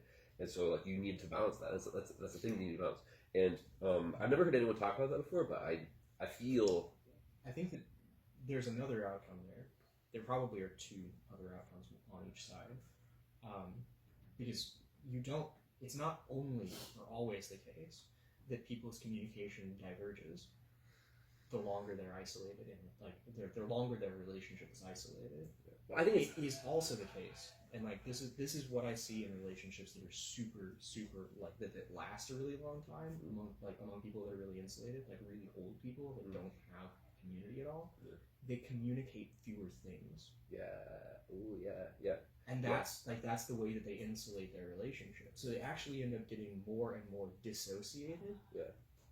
As a way of preserving their enmeshment. Yeah. Yeah, exactly. Yeah. It's a kind of self-destructive codependency. Yeah. In either case. Yeah. And you have to spread the load of your own perception and experience and desires and aversion and you have to spread that through community to some extent. Exactly. Yeah. So the reason why people literally go insane. Exactly. And they can go into the same insanity.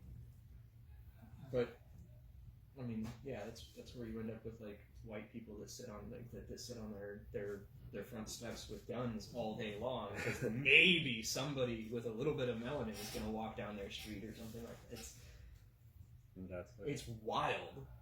I mean, because they share the fear, and they need to share the fear because there's nothing else that they're capable of sharing anymore.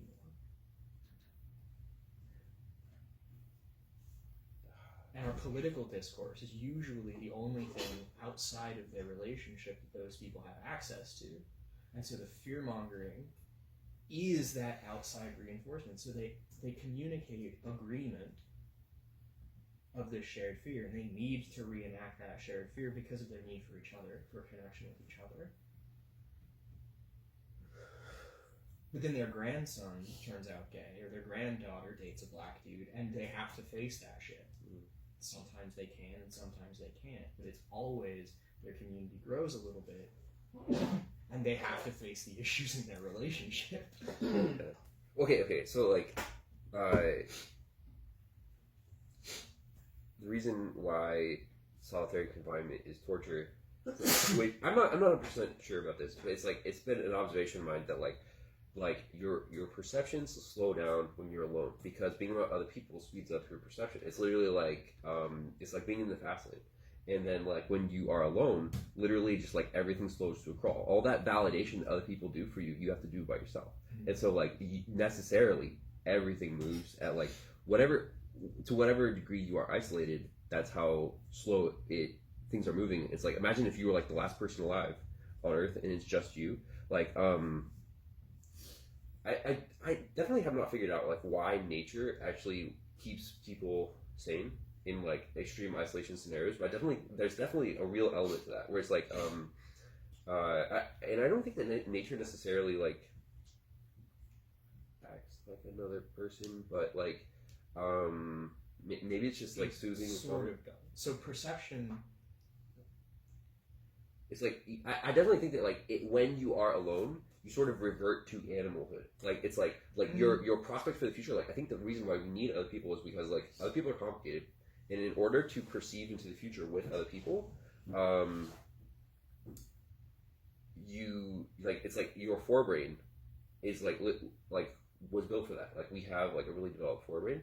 Like this is what I've heard. I don't know. I haven't studied biology, but like they said that we have developed forebrain, and the reason is because we need to be able to predict the future, and that's because like we're surrounded by other people, and other people are complicated. In order to figure out what's going on. Yeah, but we were pack mammals before we had complex societies. Like complex society emerges after we're interdependent as a species. So it doesn't make sense to me that we would have this physiology because of other people. Because other people happened first, if that makes sense. Like it's not we have this physiology in order to do society. It's we have this physiology because we've been doing society. Just like you go and exercise and your physiology adapts to your behavior. That's actually the way genetics works. Genetics affects your behaviors, and then your physiology adapts to those behaviors primarily. So like there is a gene which is heavily correlated with smoking, or with lung cancer, but it doesn't cause lung cancer. What it causes is oral fixation. That's I have really strong oral fixation. Yeah. So like, but the thing is that like even there, the behavior is genetic, not chemical. It's not your chemistry, it's your habituation. And so we're measuring these genetic markers, which are about heritability in family lines. And the family habituation, the environment that you grow up in, is what's correlated with those genetics. Yeah. It's definitely like chicken and egg, sort of. No, it's the egg. It's always the egg. Like this is a long answered problem in biology. Yeah, I know the egg came first, but it's like there are things that once they start, they create the conditions that reinforce them growing stronger. And so it's like, what do you call that? It's like positive feedback. I mean, that's why I'm saying like the opposite of recidivism is transhumanism.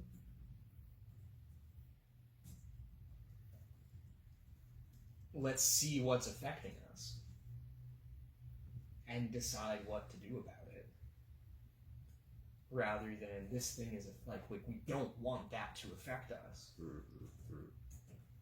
Wait, why is that irresponsible? We were talking about before. Like, why is recidivism is the opposite of transhumanism? Sure. Because it's not just a conceptual difference; it's a conceptual difference and a behavior response. Yeah. The concept of recidivism doesn't have a direct opposite in transhumanism, but the concept and the behavior together are directly opposed. Are directly opposed by transhumanism, the concept and the behavior. Yeah. So the meaning doing dialectic. Hold up.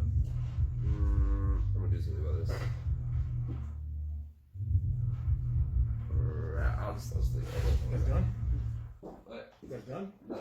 Come on. I'm gonna tell this guy to take off the lab. Do you want to chime in? I wanted to, but I think it's best that I don't.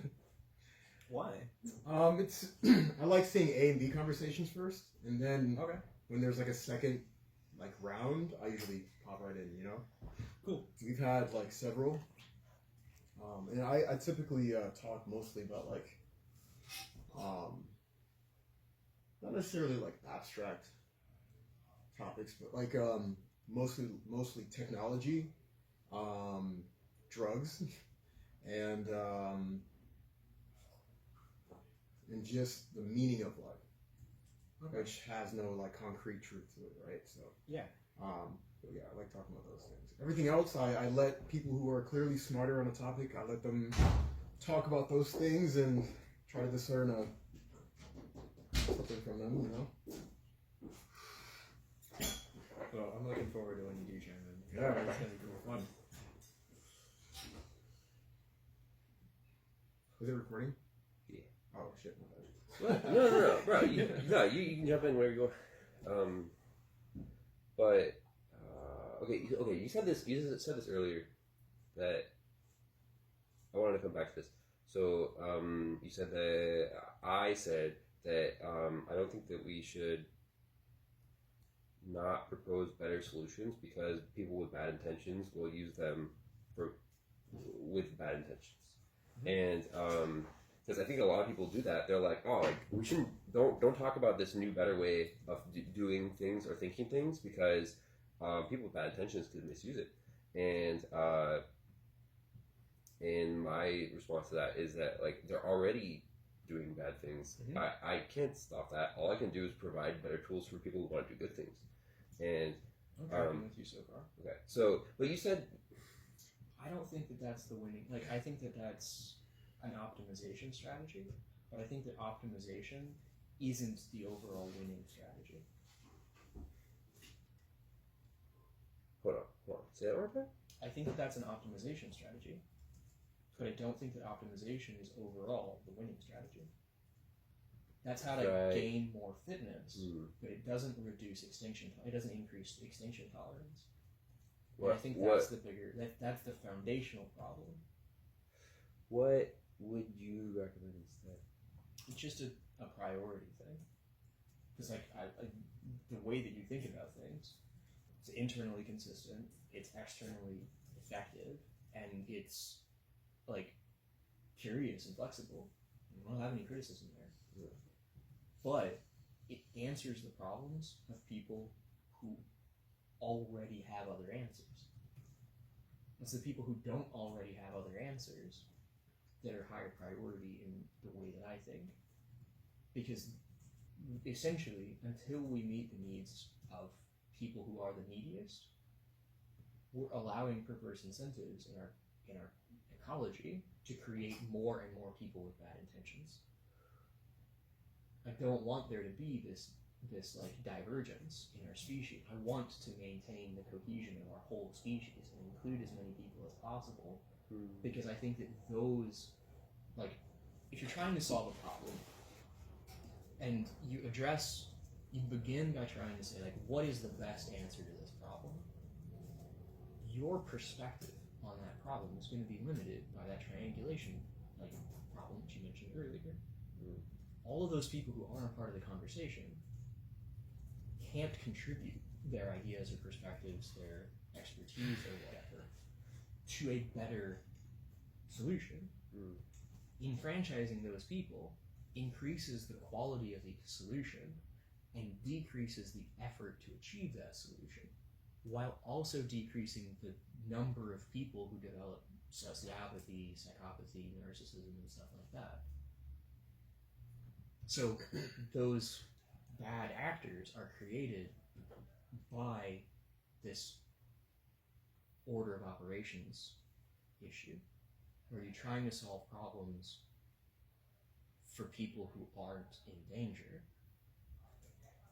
instead of beginning with getting people out of danger to the point that they can be enfranchised and solving problems as well. You have to do both. The goal is both. Yeah, the and goal if is you do definitely one instead of the other, like if you're only enfranchising people but not also progressing, that's not enfranchising either. That's not actually. Well, I'm definitely not trying to withhold the information. Oh no, totally. No, but how do I enfranchise the people who need it most if I am not withholding the information? Because it seems like, okay. For example, imagine it wasn't this. Imagine it was like some. It definitely feels like sure, this if I release the information and it works and it helps people. However, people who are already interested in this kind of information are more likely to be enfranchised. Are probably more likely to be interested. So they're more likely to pick it up and use it and do things with it than people who are not enfranchised. I don't know if I can change people that they disenfranchised. I'm not sure that I can make them want to be enfranchised. It seems like that's what I would have to do in order to make sure that they have equal. I don't know if I can do that. I don't know if anyone can do that. Well, it's like at the very beginning of our conversation, when we were talking about medicine, when I brought up medicine, that it's a problem that we have this specialization in medicine for the patients. It's not necessarily a structural problem that medicine has, but it is definitely a problem that people who need medicine have. If we continue trying to advance medicine before we try to spread medicine, all of that, we're throwing away resources that would also advance medicine. Agreed. So if the goal is to advance medicine, to better understand the human body, we should be casting our net as far as possible and studying as many human bodies as we can, rather than studying more deeply some human bodies. I don't know why that pertains though to this situation. Does it? Do you think, is there anything I should do differently? What would I do differently? So you want to have more of these conversations. I do too. We share that value. Yeah. And you've identified, and this is something I recognize too, when you have a camera in the room, when you have a microphone in the room, people act differently. And it changes the kind of conversation. So if you want to have more of these conversations, more really good philosophical and just intellectual conversations, I think you are interested in more than just philosophy. You don't limit your silo your curiosity, which is really cool. But when you put somebody else in front of a microphone, they're likely to silo their curiosity. They're likely to feel like they can't share about this other thing because they don't know about it as well as you, or they're not as eloquent about it yet. Their ideas are still developing, and they don't necessarily want to be on the record, feel comfortable being on the record when they're in process. That means that there are a lot of really good ideas that just never get shared, that never get that social confirmation, that people who maybe have been doing it longer don't recognize. So I mentioned alchemy earlier. Lots and lots of people who were really intelligent believed very, very strongly in alchemy.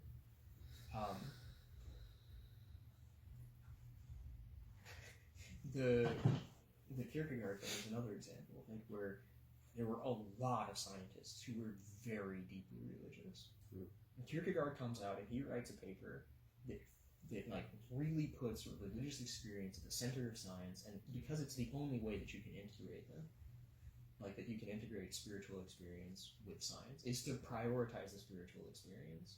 And he has kind of interesting arguments for why. I don't remember them. it's been decades since I've read his stuff, and he seemed angry to me. So it was just not something that I enjoyed reading. But one of my best friends in debate loved Kierkegaard. It was like his shit. And so whenever we would talk, Kierkegaard would come on. And like, we got modern science because Kierkegaard was so obviously and so outspokenly and so intrinsically consistently wrong. And everybody else was like, oh, well, I've been believing that, but it's idiotic. Like, now I can see how stupid it was. Yeah. He didn't write it intending it to be satire, but it actually really advanced science as a whole. Yeah. Like, science doesn't just...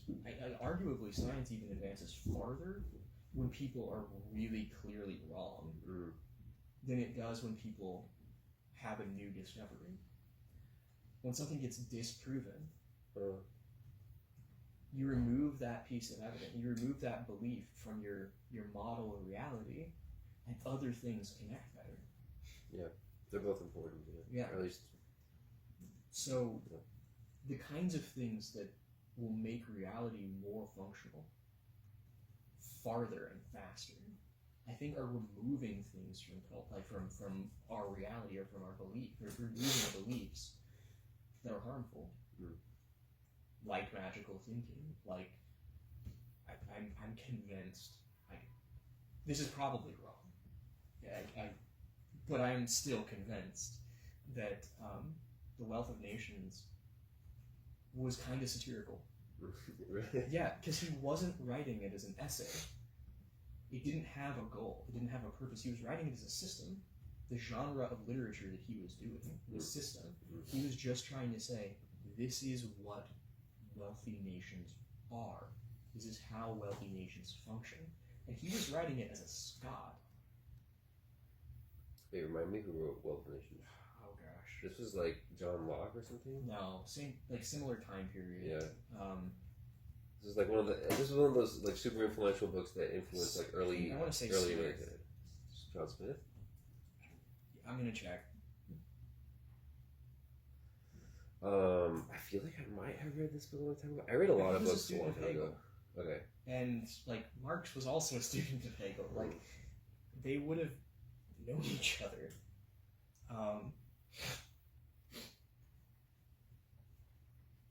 Adam Smith, Wealth of Nations, 1776. So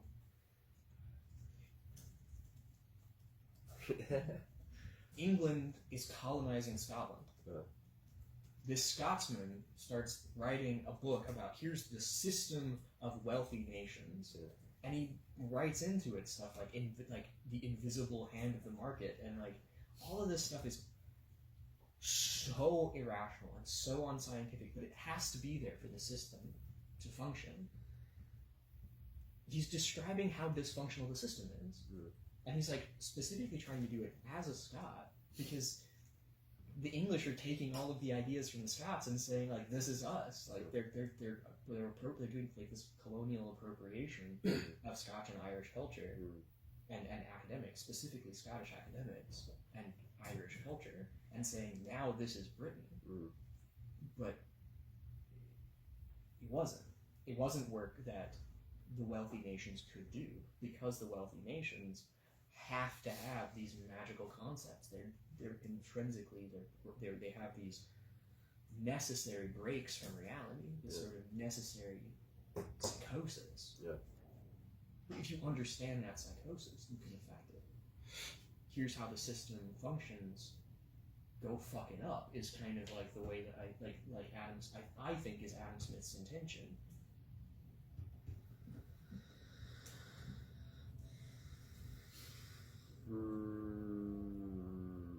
Do better. Instead of he wasn't writing it as a prescription, he was writing it as a description. I think that tracks. That tracks. Or at least like wait, what?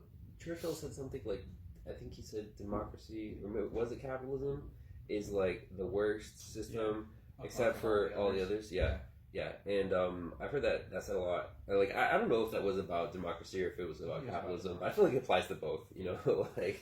I mean, you could say that about anything and be equally wrong, because like the we don't have alternative systems that are better. Like, they might exist, but we haven't. Like, I don't think we haven't put in the work to discover what they have better systems that have existed, and it's taken huge amounts of work to stop them. Well, okay. What is better? I mean, the Soviet system was better than the U.S. system, kind of objectively. For what? The majority of the population went from having a lifespan of about 37 years to living longer than the U.S. within 2 generations. Interesting. What about the education system spread? Like, they went for, like, Yuri Gagarin was born in a mud hut, and there wasn't a single school in any of the towns near him, and he was the first man in space.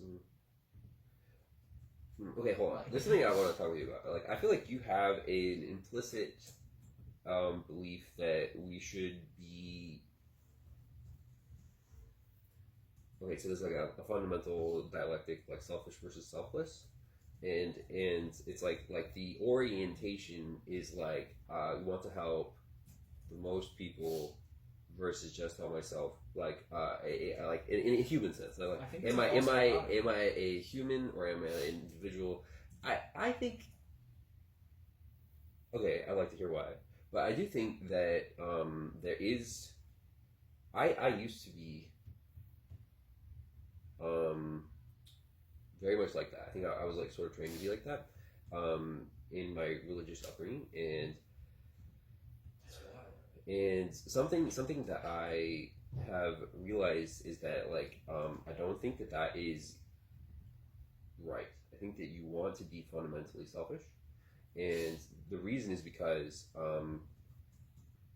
you become more real and more concrete when you prioritize yourself. And it isn't necessarily that you want to, like, people, when people hear the word selfish, usually they're thinking like short-term gains, like disadvantaging or taking advantage of other people so that you can promote yourself. And I don't mean that. What I mean is just that, like, you should view reality from the perspective of yourself, not the perspective of collective, and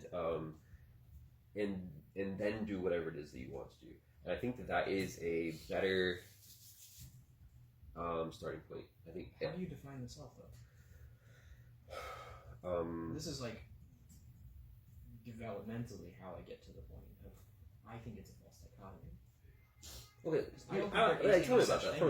Because I don't know. Like in whatever classical sense you want to think of, like the self, like your physical body, you know, like your personal interest, like so your physical and body. Yeah, just like I think that like it gives you it gives you a constraint that makes you help sense of reality in a way that starting as a member of a collective does not. And so why does, like, if it's your physical body, or even just your mind, if you can insulate, if we could function as individuals, then solitary confinement would not be torture. Even our individual perception depends on the experiences and expression and responses of other people. Your sense of, like, nobody's born with a sense of self. It emerges from the way that other people treat you. Like developmental psychology, like. Wait, okay, children aren't born with a sense of self. I agree that I think that it's like what it means to be human, what it means to self-actualize, what it means to like I don't know, like in a profound and like I'm not sure it could be more profound. Like, you definitely do not want to just be by yourself. Yeah. And so like what you're saying, like I agree, like the concept of self meaning something without the concept of collective isn't really, that's not a real thing. And so but I think that, like, the only way that selfishness makes sense is if you are also including other people in your sense of self. Yeah, I agree. Yeah, so like in that regard, I don't have a problem with selfishness, but it's no longer individual. The thing that's best for you depends on everyone around you as well. Now, on the effect that it has on the people around you. It can't be good for you in isolation. Yeah. Something can only be better for you if it is also, at like very bare minimum, not harmful to anyone else. And the best Yeah. thing for you Yeah. will also be the best thing for other people. Yeah. Okay, so this is another observation that I made. I think that like ethics are a literally just a way of making sure that your long and short term goals don't contradict each other. And I think I see where you're going with that. and so it's like A fascinating way to say it. Why do you like it? Yeah. It's and I think most people would be misled by it. Why? Because they need to have your perspective. Like in order for that to work, which it does, and it's beautiful and fascinating. But like in order for it to work, they have to share your same idea about their long-term goals. But I think that most people walk around with certain kind of prejudicial ideas about what's good for them in the long term that are actually not what's good for them in the long term. If you have a better understanding of your long-term goals, then I think what your long-term interests, then I think most people walking around have of their long-term interests. Sure. And so, like, until you've helped them to have a better awareness of themselves and understanding of their needs, I think that like there's a certain amount of maturity, just like with the sense of self. You have to develop a sense of self in order to be selfish, but you have to develop a sense of community in order for your selfishness to not be destructive. Agree. Well, that's what I'm saying though. Is that like when I say self, literally what I'm just saying is that you need constraints on your perception in order to help you make sense of reality. And I think that this is like one of the most fundamental constraints that you should start with. It's just that I don't mean that you can't exist without other people. I don't mean that you want. I don't. That's not real. But what is real is that you need a place of starting that isn't everyone else. And so that's not. It's just you want to start with yourself. And whatever. I don't necessarily know how to describe what that means, but it's just when you take yourself and everyone else into consideration. You have your short and your long-term goals. You want to promote yourself, but also you don't want to do anything that will cause harm to you in your interactions with other people, because you need other people. So how do you make those two things work together? We have ethics, but you need a place of starting, and it's that place of starting should probably be yourself, because that's where your perspective is in yourself. So But I don't think that's true. I think that perspective is a cultural artifact. It never our sense of self, our ability to individuate. But not totally. It's how. And I don't think it ever stops being the way that other people behave. I think that we just start becoming more capable of contributing to it. That we can add to our sense of self, but I don't think we can ever remove other people from our sense of self. Definitely not. Yeah. And that's what I think. The way that I talk about self is there are a lot of people who have been removed from our sense of self. Segregation is a real thing, and it's not just a thing that happens geographically or politically. It happens culturally, it happens mimetically, and it even happens linguistically. You and I don't speak the same language as the people that I grew up around in Oklahoma, who didn't speak the same language as the people that I grew up around in Florida. It's harder to include other people's experiences in our sense of self when we have this triangulation, we have poor triangulation. We don't see ourselves as a part of their community. We see them as a part of ours. I'm not saying that you shouldn't factor in community. I just think you should have one starting place, not many. Does that make sense? You should try, and it's more than not. Maybe a 60-40 sort of ratio. I think it's the other way around. I think that is a fundamental sort of goal disagreement. Is to add more of yourself, to add more self-efficacy, more self-awareness, and more sensitivity from your individual perspective. But that individual perspective is something that emerges throughout your life. Yeah. And it's kind of paradoxical that like the more self-aware you become and the more sensitive to yourself you become, the more extreme your empathy is. Yeah.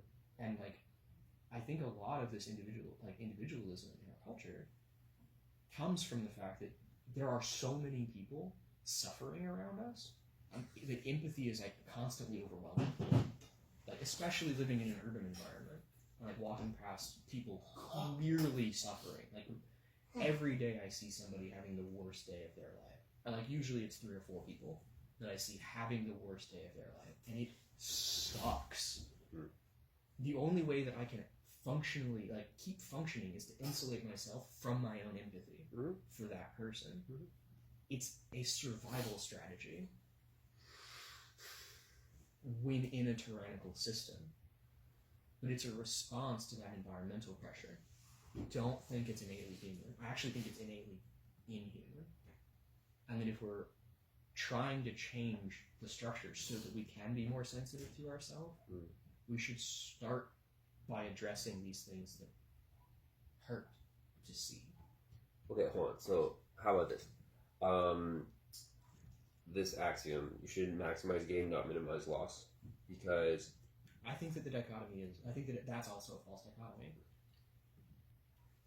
That maximizing gain is only possible in a sustainable way after you've already minimized loss. Like, the Marine Corps calls it a barbell strategy. Like...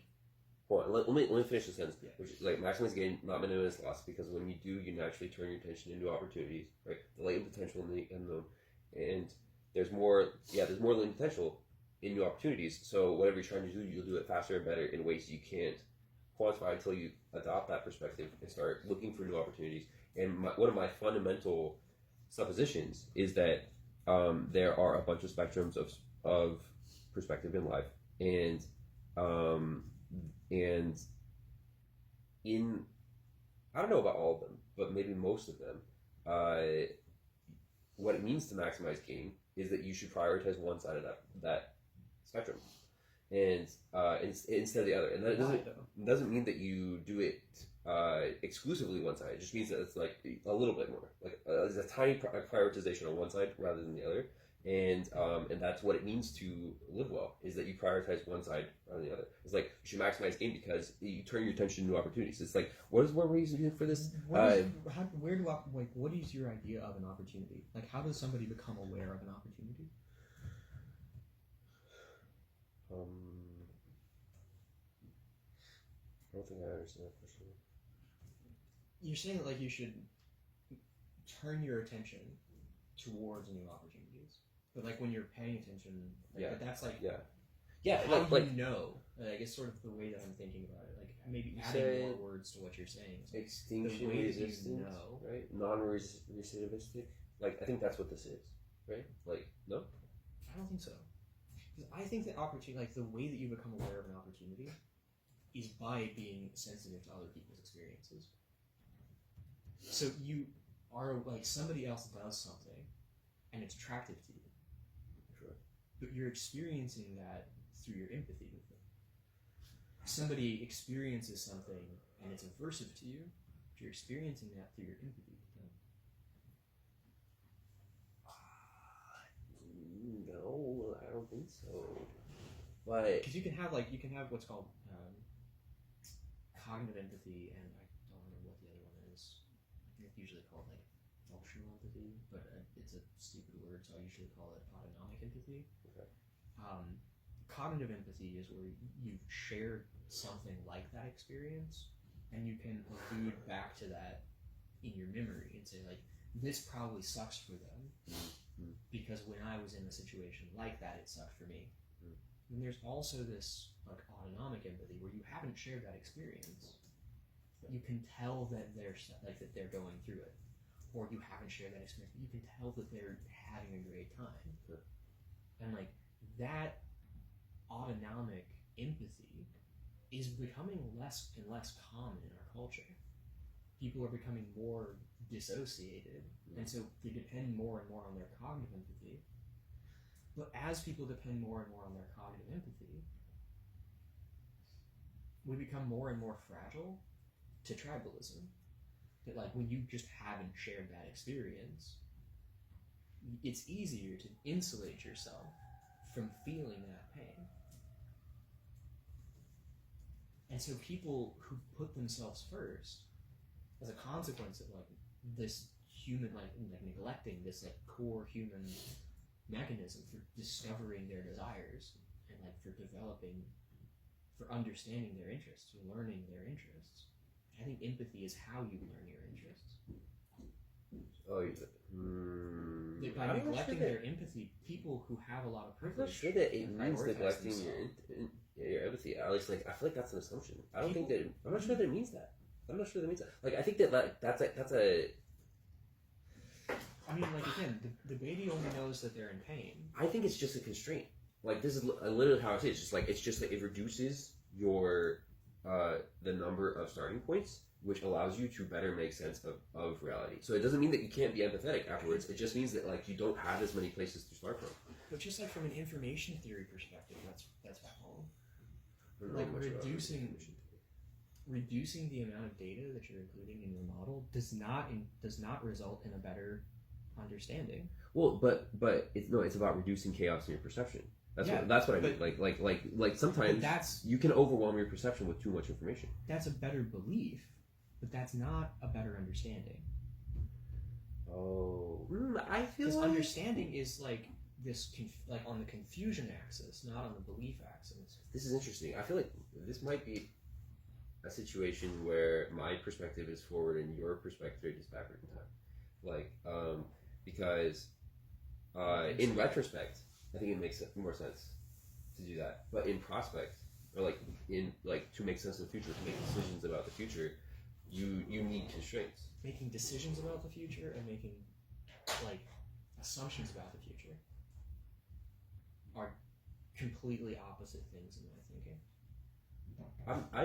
You make a decision. Well, you need assumptions, but but you need to be able to make decisions, and you need assumptions. You do need assumptions. Yeah.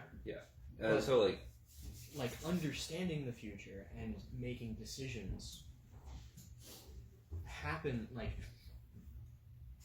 You try to understand the future, and then when you run out of understanding about the future, you start making decisions. That's kind of the way that I think about it in order of operations. It's like, if I was infinitely intelligent, I could include all of the information, all of the data, and be like very highly accurate about the future. Yeah. But all of that information, like all of that energy that I'm putting into collecting and synthesizing all of that information is energy that isn't available to me to act with. And so like what you're describing is something more like pragmatism. Yeah. But I want heuristics. Yeah, exactly. I want good heuristics. And I think that having a heuristic and calling it good are at odds with each other. Calling it good? Why? A heuristic is always going to be compromised. It's always less than good. You don't think we need heuristics? I think we do, but I think that it's a conceit. It's a concession. We don't understand well enough yet, but we need to do something about it anyway. Oh, okay, I understand. If you treat your heuristics as I totally agree. Like, understanding is way better than heuristics. Like, and so okay, your focus is on trying to understand rather than trying to be able to make very long term. Yeah, I agree. Like, in the short term, heuristics suck by comparison to understanding. That's definitely true. And there have been like many times when I've like been trying to develop a heuristic, only later to figure out what actually. Yeah, like the underlying system, and then both of us were raised religious. Yeah, yeah. But in the meantime, you need heuristics, no? Like, it's not until you have that understanding. I think about it more as like you need the understanding and you use the heuristics, but the tool should never be more valuable than the work. And so if we start valuing our heuristics over the actual outcomes, that's religion. at that point. Like you're defending your belief against reality as it happens. And I would say, like, we should always start by valuing the reality for all of its chaotic messiness as much as we possibly can, as much of reality and as much value in it as possible. And because we have to do this like heuristically, I think, and I have some poorly worded arguments for why, I think that we will get the farthest towards our very long-term goals by answering the most common and most extreme needs that people have. Where like the more that a person is okay already, the less their needs are going to be useful to us in like learning more. But like learning from the people that we know the least about is going to be the most beneficial to our understanding. And because we have a limited amount of time and we have a limited amount of intelligence, we should prioritize the data that we understand the least, because it's going to change the understanding we already have the most. And that change in our understanding will result in more effective and more efficient heuristics, which are better in the short term. Perhaps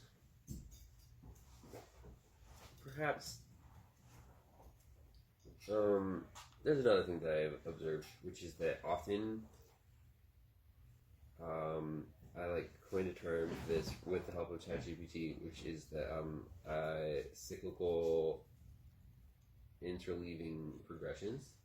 So like often, like in order to make progress on something, you have to divide your attention between like multiple different things. But usually, in order to make like, there's like a weird sort of like nature to it, where like in order to make progress on this thing, it depends on the progress of this thing. So you have to like make a little progress here, and like often there's like a handful of them, so you go around the circle and make a little bit of progress, and you stop by it. Eventually you get them all to completion, and then that represents the whole thing. You can use it as like a structure, you can stand on it, or like you can build on it. But before it's done, often you can't just work on one part of it until completion. You have to work on. You have to sort of divide your attention and work on them all together. And that's what dialectics are. Yeah. I think that like all of the spectrums, all the dialectics have this in their nature, where like in order to advance, usually there's a rhythm. You go back and forth, and so like my assertion earlier is that you should prioritize one side of the spectrum, or like one side of the dialectic, is that comes with. I guess I didn't say it before, but in my mind, it comes with this sort of like implicit understanding that like you don't just spend most of your time on one side. You actually like you oscillate. Yeah. And okay. And so I think the disagreement that you and I have is like not at all conceptual. It's just we have a different understanding of where we're at in history. Like, I think we're at a moment where in order to advance, we have to think collectively. Because we've been overly individualistic. We've gotten as far as we can in that way, but continuing to over-optimize is going to make us, like, overly fragile. Like, I'm not saying that, like, optimization, like, that fitness is bad, but I'm saying that, like, our species is at a moment where like becoming more fit will actually make us we are evolving towards our own extinction because of this individualism, and we need to think in this. We need to start solving problems collectively. You're trying to solve like societal problems. Yeah, I'm trying to solve individual problems. I don't think that you're going to be able to solve individual problems, because this is what happens when you have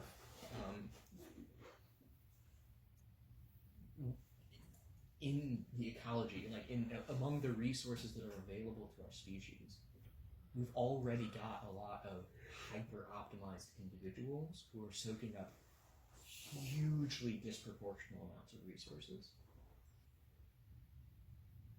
They will continue destroying your ecology, and there's nothing you can do as an individual to stop them.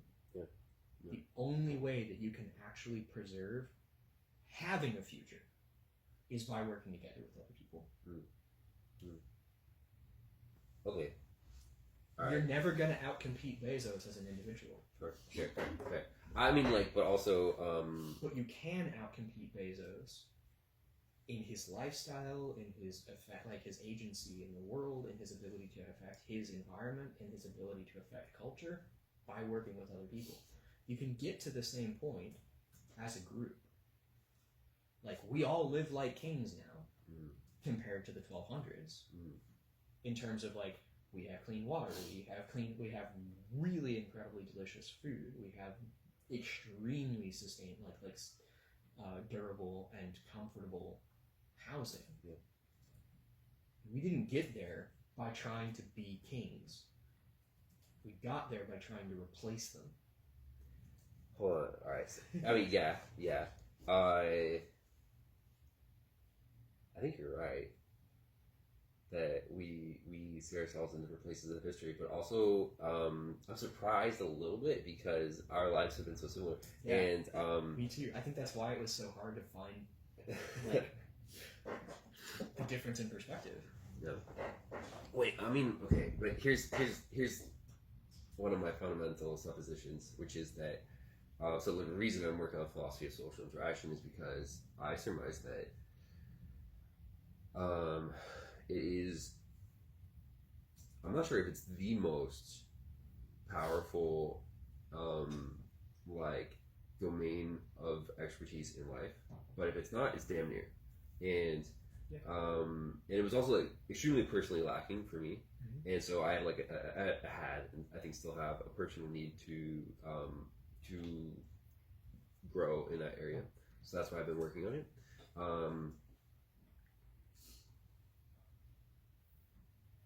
But if it came to my attention that there was another more powerful domain of life, I think I would turn my attention to that. I'm interested in yeah, I don't know. Anyway, that's like why I think that's why I've been focusing on this axis of understanding. And I think you've got the right problem.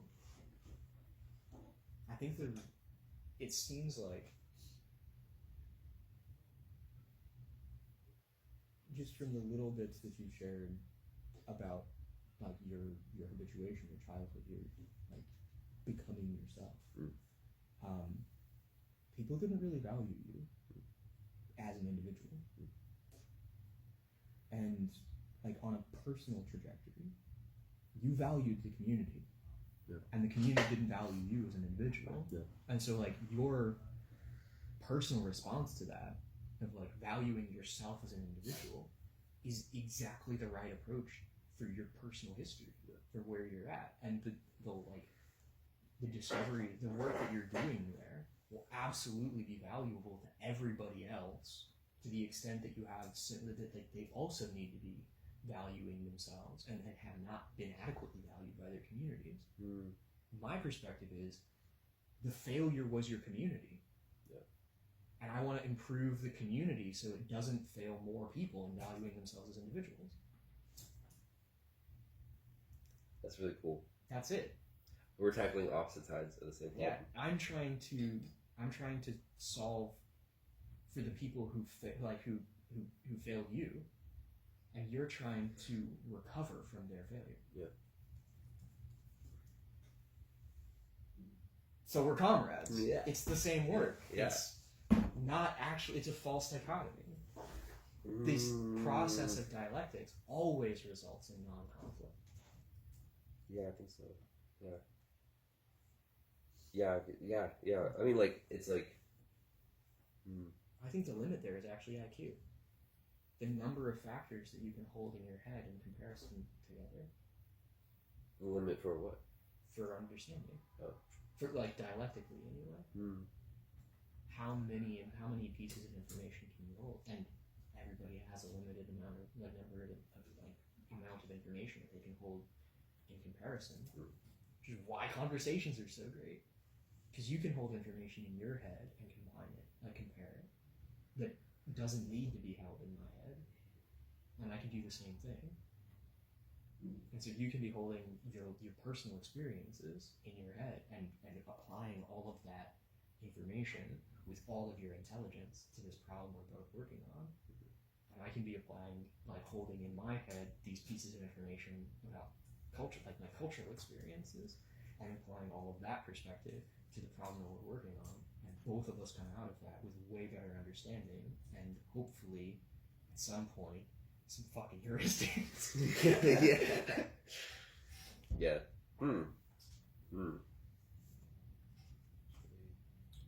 Good. Really interesting. I really want to find better terminology for this. Okay, because like. Yeah, me too. This dialectic. Okay, so what are the words called? I'm still writing this out. I want to ask ChatGPT to help with the terminology. But it said recidivistic. Mm-hmm. I don't even know if that's a word. That's just something that I came up with while I was, I don't know, like Wait, let me Google this. 14 or something. Recidivistic. It was very effective in communicating, like what I was talking about in the community where I was at. Yeah. Okay, so actually it is a word. A convicted criminal who reoffends, especially repeatedly. It might not be. We might need to coin our own word for these things, but cultural recidivism, where we keep reenacting the same things that caused the problem instead of like reparation. Understanding. Oh, okay. It says understanding and evaluating a person's beliefs, values, and practices based on their own culture rather than judging them against the standards of another culture. Whoa, this is crazy.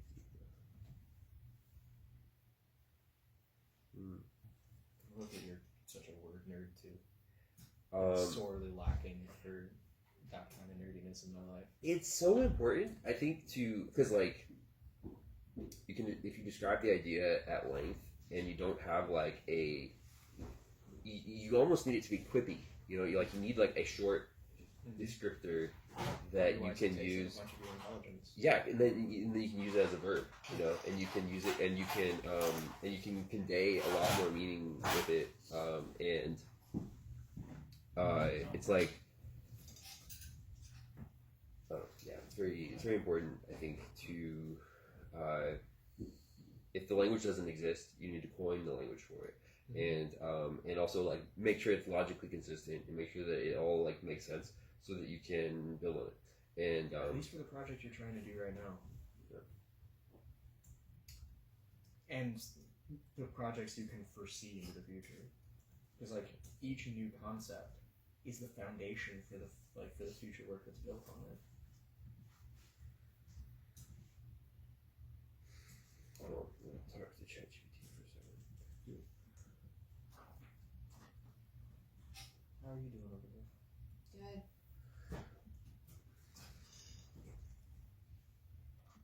I'd like to get more water. Okay. Do you know where the I know where the bathroom is. Okay. Is there a washroom? Yeah. Cool. I'll go explore. It's like in the little kitchenette thing. It's in the kitchenette there. So what are those, like 5-gallon buckets? The spigot? Yeah, it's a big water filter, 2 5-gallon buckets. I can show you two. Whenever you want to go.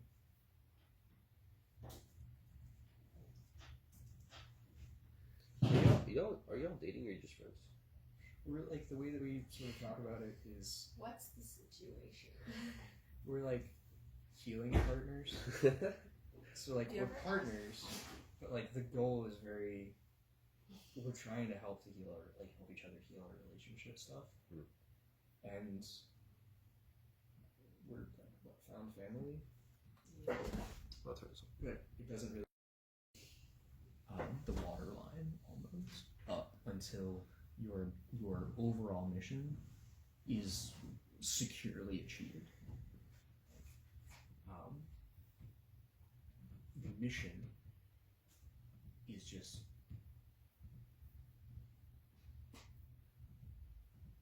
ouch.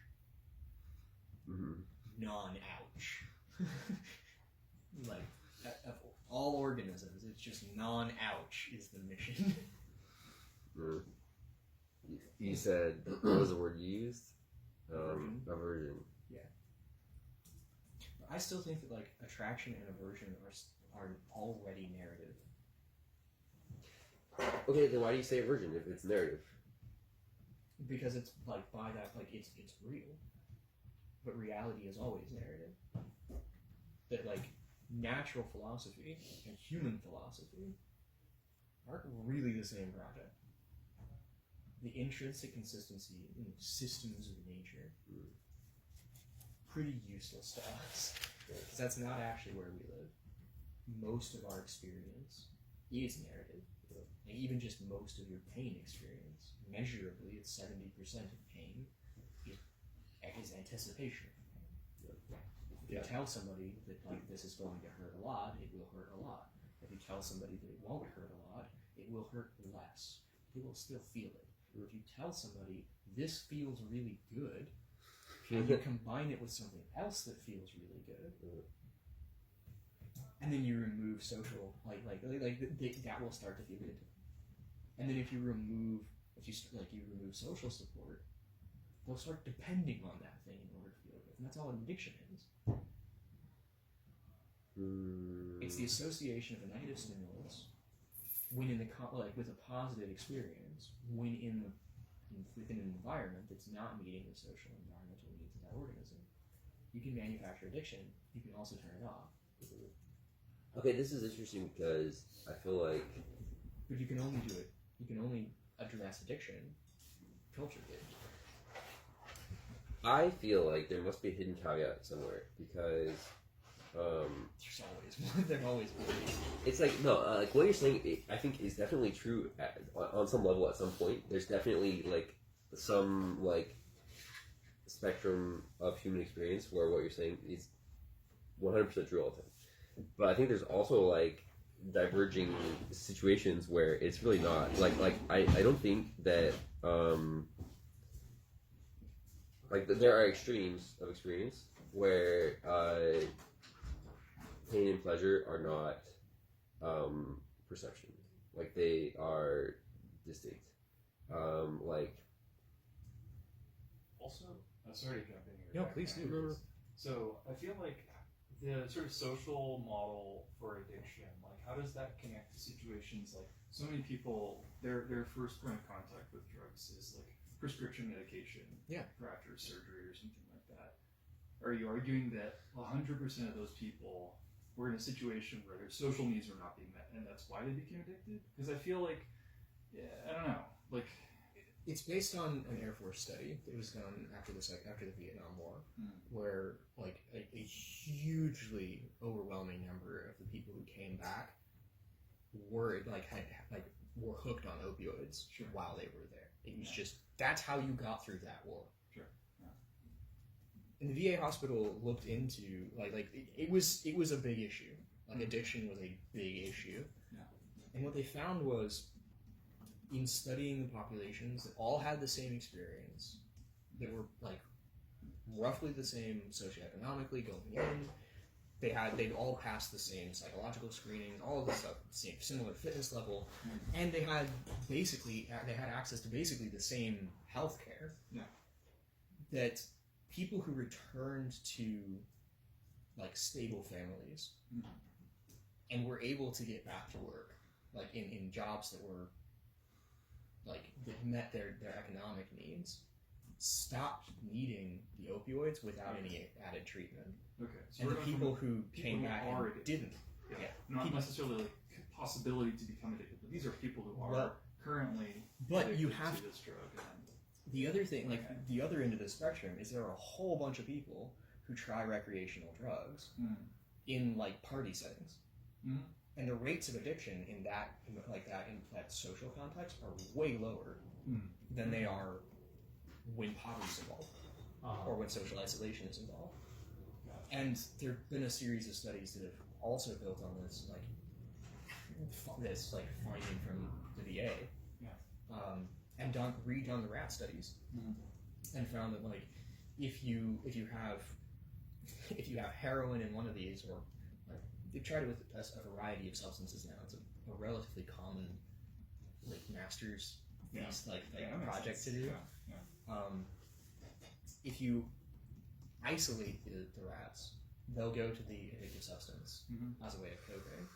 But if you give them like a cozy environment, they've got some wheels to play on, they've got places to nest, they have other rats, many of them will try it and they won't go back to it. Interesting. Okay. And they'll try it when ostracized. Oh, okay. So like it's. But then if they're included back in the community, in the group, they don't need it anymore. Okay. So how does that cash out in terms of like what should we be doing societally? Also, if y'all have seen any barrel connectors, let me know. I know we have like a million of them here. I don't know what you're looking for. Yeah, that's okay. But yeah, how would you say that cashes out then in terms of like what policy choices we should be making as a society? Free housing, Okay. free education. Well, what kind Needle of housing, swaps. though? What kind of housing? I mean, it's been done. I haven't looked into this as much as addiction, because addiction was something that was a big issue in my family, and I was really scared that it was going to be an issue for me too. I wanted to not end up like that. Fair, very fair. But my understanding is, I think it's Holland, that created a program where just anybody who needs a house gets one, and they don't have to figure out. They don't have to have job prospects. They don't have to show income status or anything like that. There just is public housing available. Okay. And the rates of unemployment went way down, and the rates of crime went way down as well. Like After one of the major drives to antisocial behavior is like sleep deprivation, sensory overstimulation, and lack of community. And like having somewhere that you can invite people is an important part of building like positive, emotionally and like interdependent relationships.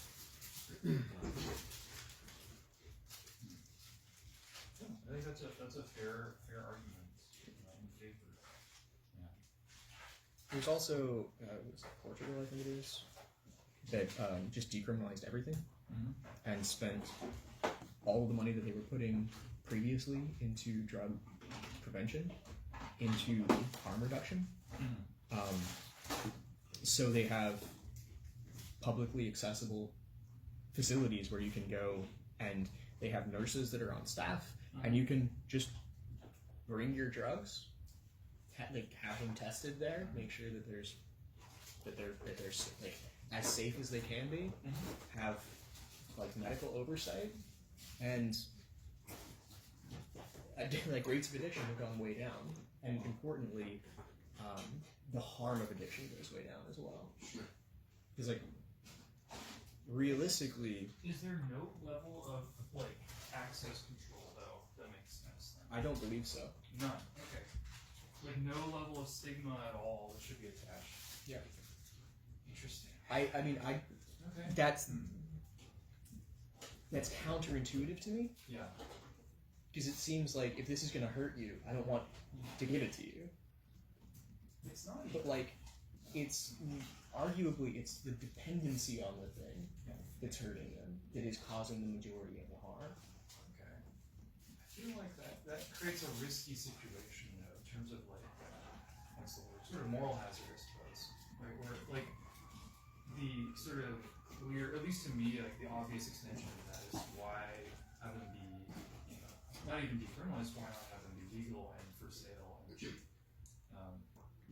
I feel like there's got to be somewhere along that like sliding scale where it's like, okay, there should be some sort of like barrier, like an activation energy.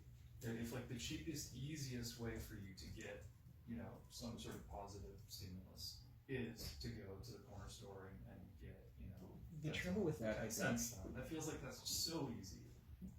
I agree with you conceptually. Yeah. It seems Like, I'm that open seems to more an rational. It empirical seems more question. reasonable. Oh. Okay. Sorry. You talking about drug I overdose? think people were collecting Yeah, stuff addiction, about drug there and access. moving it here. I know so much about Welcome. that. You heard of? I'm sure you've heard of like the rat park experiment, right? Yeah, I think that's Yeah, I think that's Oh, right. yeah. Yeah. So how like you don't have to, I guess, not really go into it, but like how community can actually mitigate for the effects of overdose and addiction, etc. I guess I'm still skeptical that there's like no side of it we should be like access control. So I think like the trouble with access control is that it fetishizes that commodity. Oh. It's no longer only valuable for like because it's desirable. It's valuable for its consumer value, its consumption value only. Mm-hmm. There's no room for it to be valuable for research Utility reasons or any other kind of utility. Like people are experimenting with these, finding other things that they can do, finding ways of mitigating these other risks because we can't. Also, we don't have a healthcare system creating drugs. We have a healthcare industry, and because we have a healthcare industry that's sole purpose is to Help us out. since we have an industry that's its sole purpose is to make a profit, it's going to do whatever it's going to do to make that profit, even break the rules. In fact, I always tell people laws are put in place by those who have more power than you, and the first people to break those laws are the ones who make it. And two, everything is legal for a price in America, right? So like, Oh, you look more at- so now than before, yeah. right. If you look at the top 10 biggest lawsuits in America, I think 3 out of 10 of them, I think 2 out of 10 were like from Genentech alone. And the other third was from another pharmaceutical company. And these are people who knew that a lot of their drugs have major side effects. Obviously, a lot of them cause addiction. And they say it's just a symptom when it's really put in there on purpose. A lot of, I think it's 1 out of 4 drugs in the United States has been proven that the manufacturers knowingly still sold the drugs despite the very harmful effects. And that's just the ones that have been caught. So like that's kind of why you have like anti-vaxxers, et cetera, people just don't trust the systems that we're in. And that's also why we have such an addiction problem here.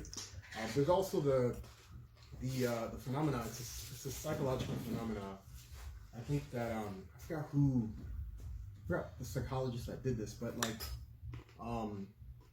there was a psychologist like 30 years ago who went to I think Japan or in China and was like, hey, we have this huge problem in America called anorexia. And it wasn't until we started talking about it that it became a problem in other countries.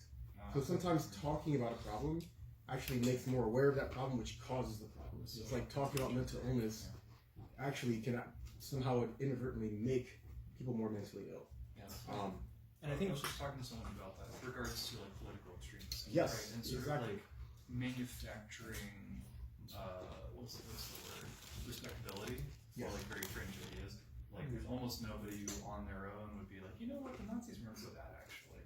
But then it's like, oh, you read a Pew study that says like, oh, 5% of Americans actually don't know about the Holocaust. They think that, and then it's like, oh, and I think there's sort of like a weird amplification effect there, where it encourages people to have, maybe consider opinions that they would never consider before, for better or worse, right? Like for better or worse.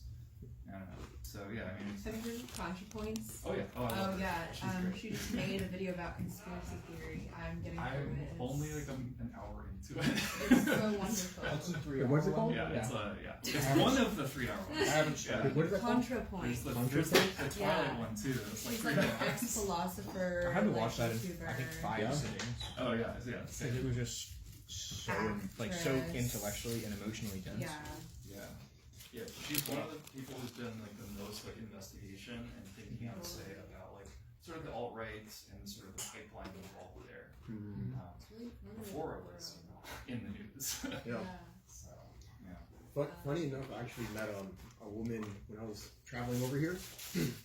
I met a woman who's like whatever Fox News says, it's solidified in her brain. And I love this woman to death, but some of the things that come out of her mouth are just scary. Yeah. Because I know her family, her neighbors, people I was surrounding myself with in that small town. It's a long story, but I got stuck in a small town, and the things they believed were just insane. I think it would seemingly be insane, but when you're in an area, like think of San Francisco, there has to be a collective way people tend to think, you know, and eventually that's going to happen. You're going to start pushing out those who don't think the way you think, right? So she was, I'm not even going to begin talking about the stuff that she believed, but. Do you think she was one of the people pushed out, or do you think she was pushing people out? Good question. I don't think it actually works that way. No?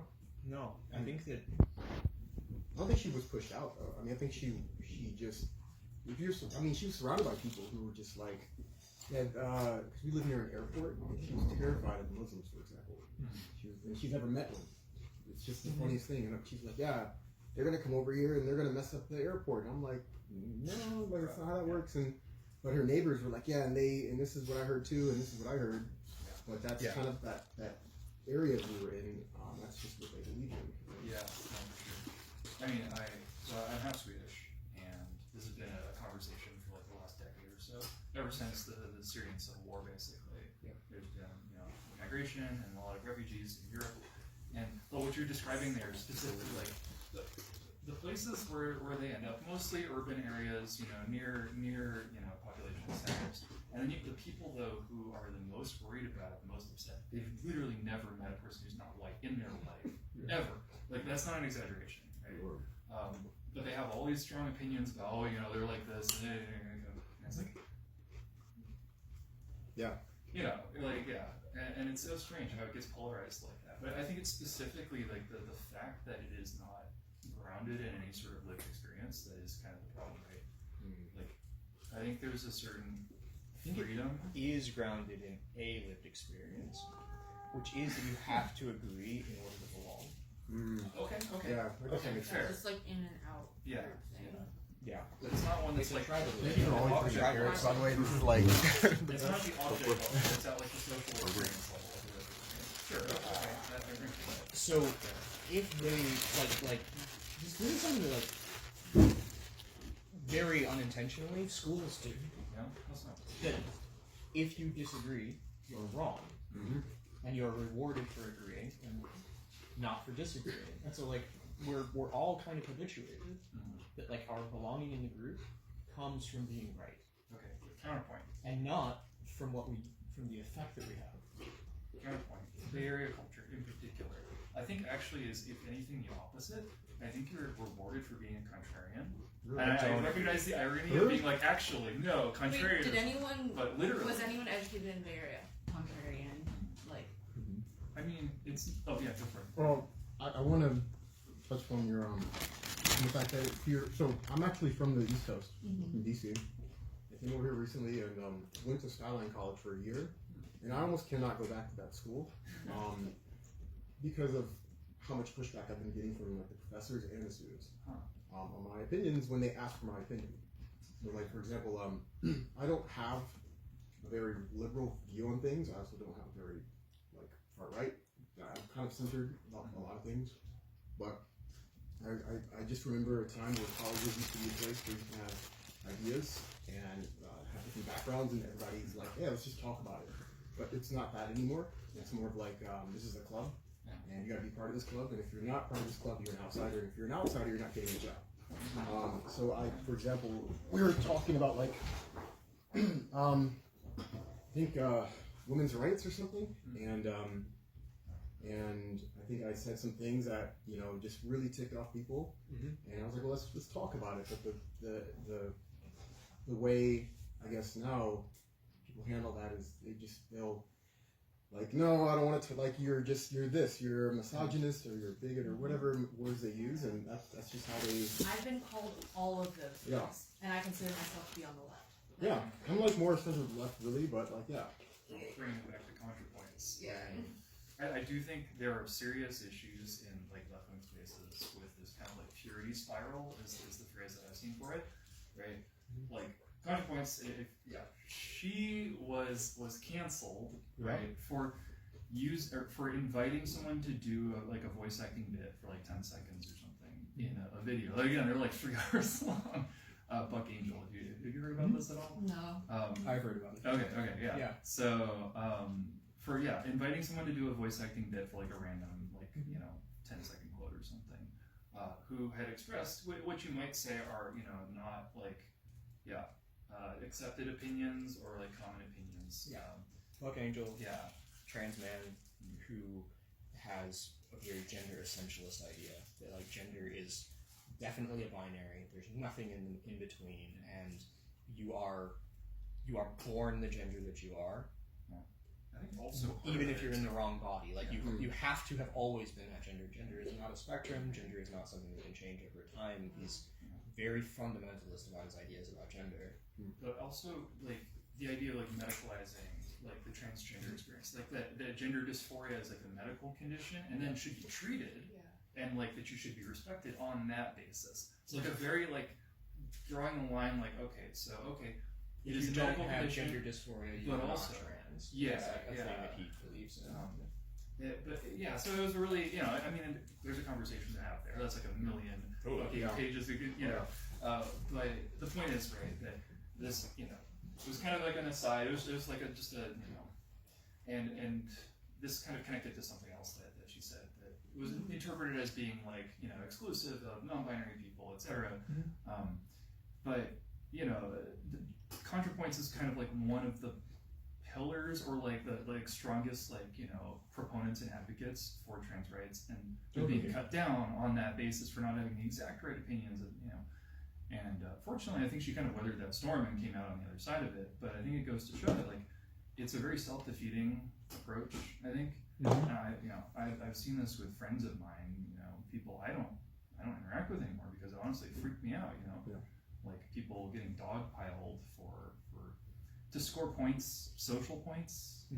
That's it. Yeah. But also, so like again, it's a complicated issue, right? I think on the other hand, the reason why some people do react very intensely to those things is because they have personally experienced like the consequences of those things in their lives, right? And like are fearful of what the acceptance or like the sort of like dominance of those ideas might lead to for themselves and for people that they know. So I don't know. I think there's on the one hand like. But should we be giving our agency to other people's fear? Or should we be giving safety to their fear for the sake of their own agency? I don't think that's like, binary. How do you respond when I would you're say we scared? should be teaching people to be resilient, emotionally robust, like to have self-confidence and be confident that even when they disagree with someone, it's okay. And those are the real thing. That's the real solution, I would say. That if people feel comfortable engaging in like real arguments and real disagreements, then they won't need to have those walled off from them. Right. But also hopefully then, the other side of that is being able to really actually listen to people who have a different experience and change your mind, right? Not just be like, well, I know I'm right, so eventually people will come out. Right. But how do you teach that? How do you put it together a curriculum to like, I don't know. I have no idea.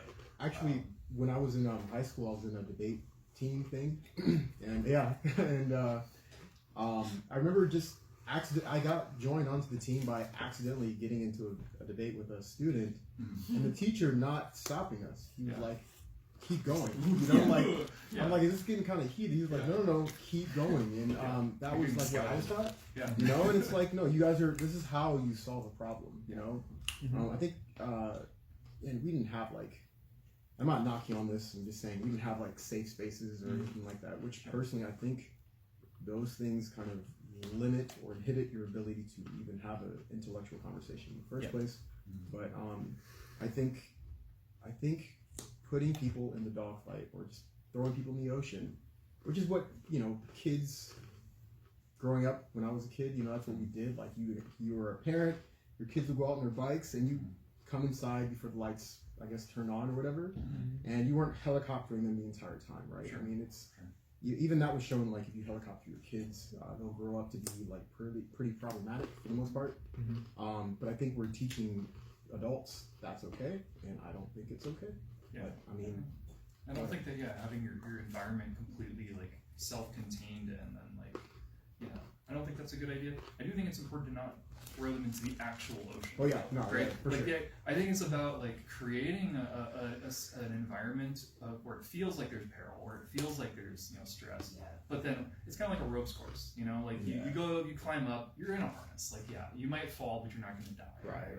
There should be So, real risk. Yeah. But there should be adequate mitigations. For Yeah. that. 100%. Exactly. Yeah. Yeah.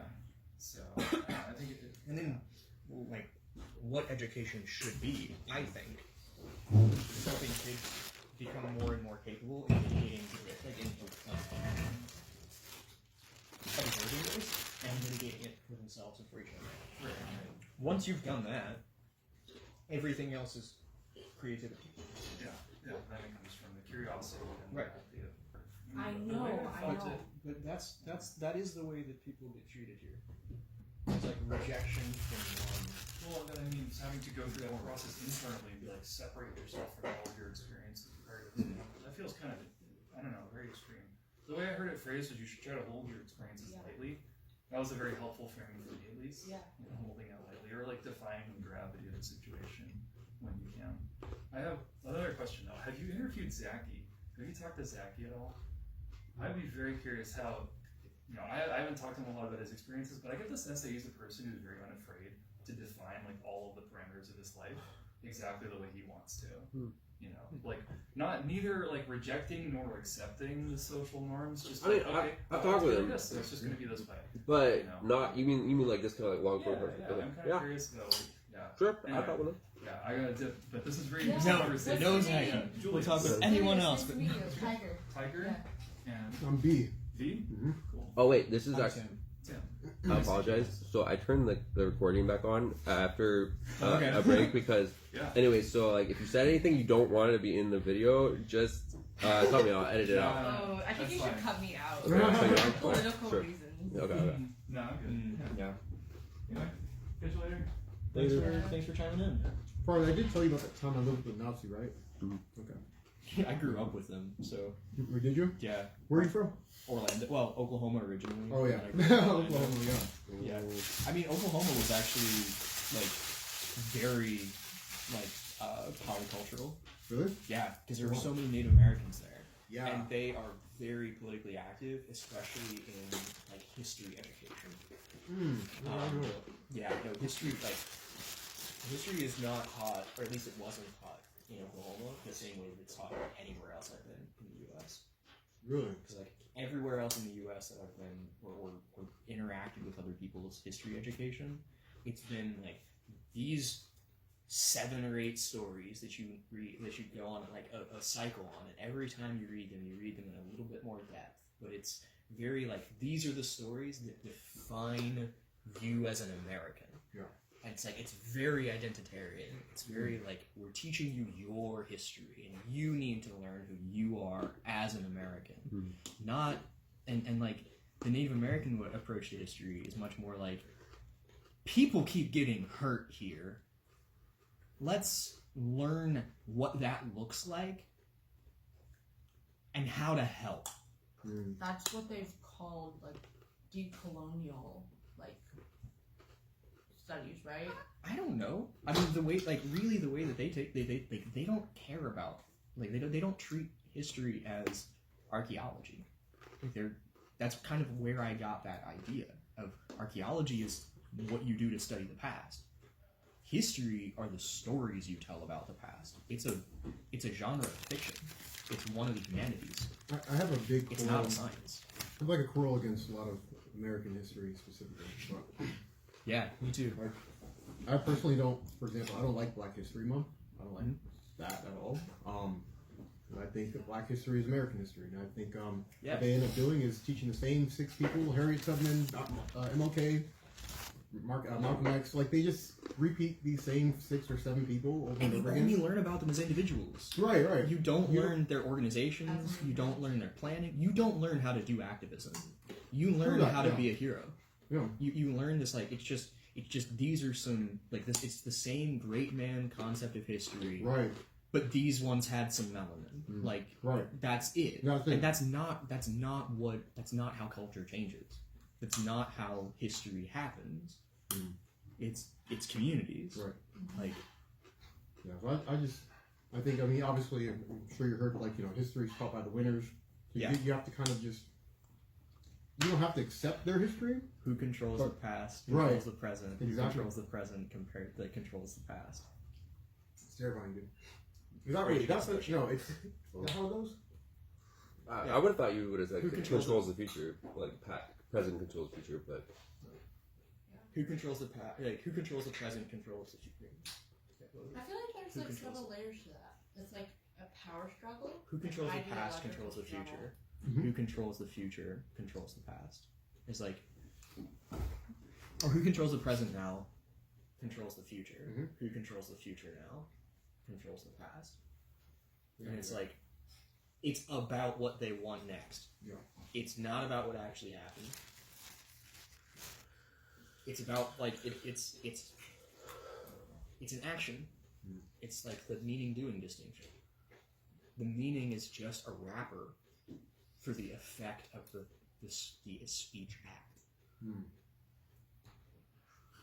Interesting, yeah. And so like the meaning has to be palatable, but it's the effect of the speech as an action that's actually what's motivated by the interests involved in speaking, by the speaker.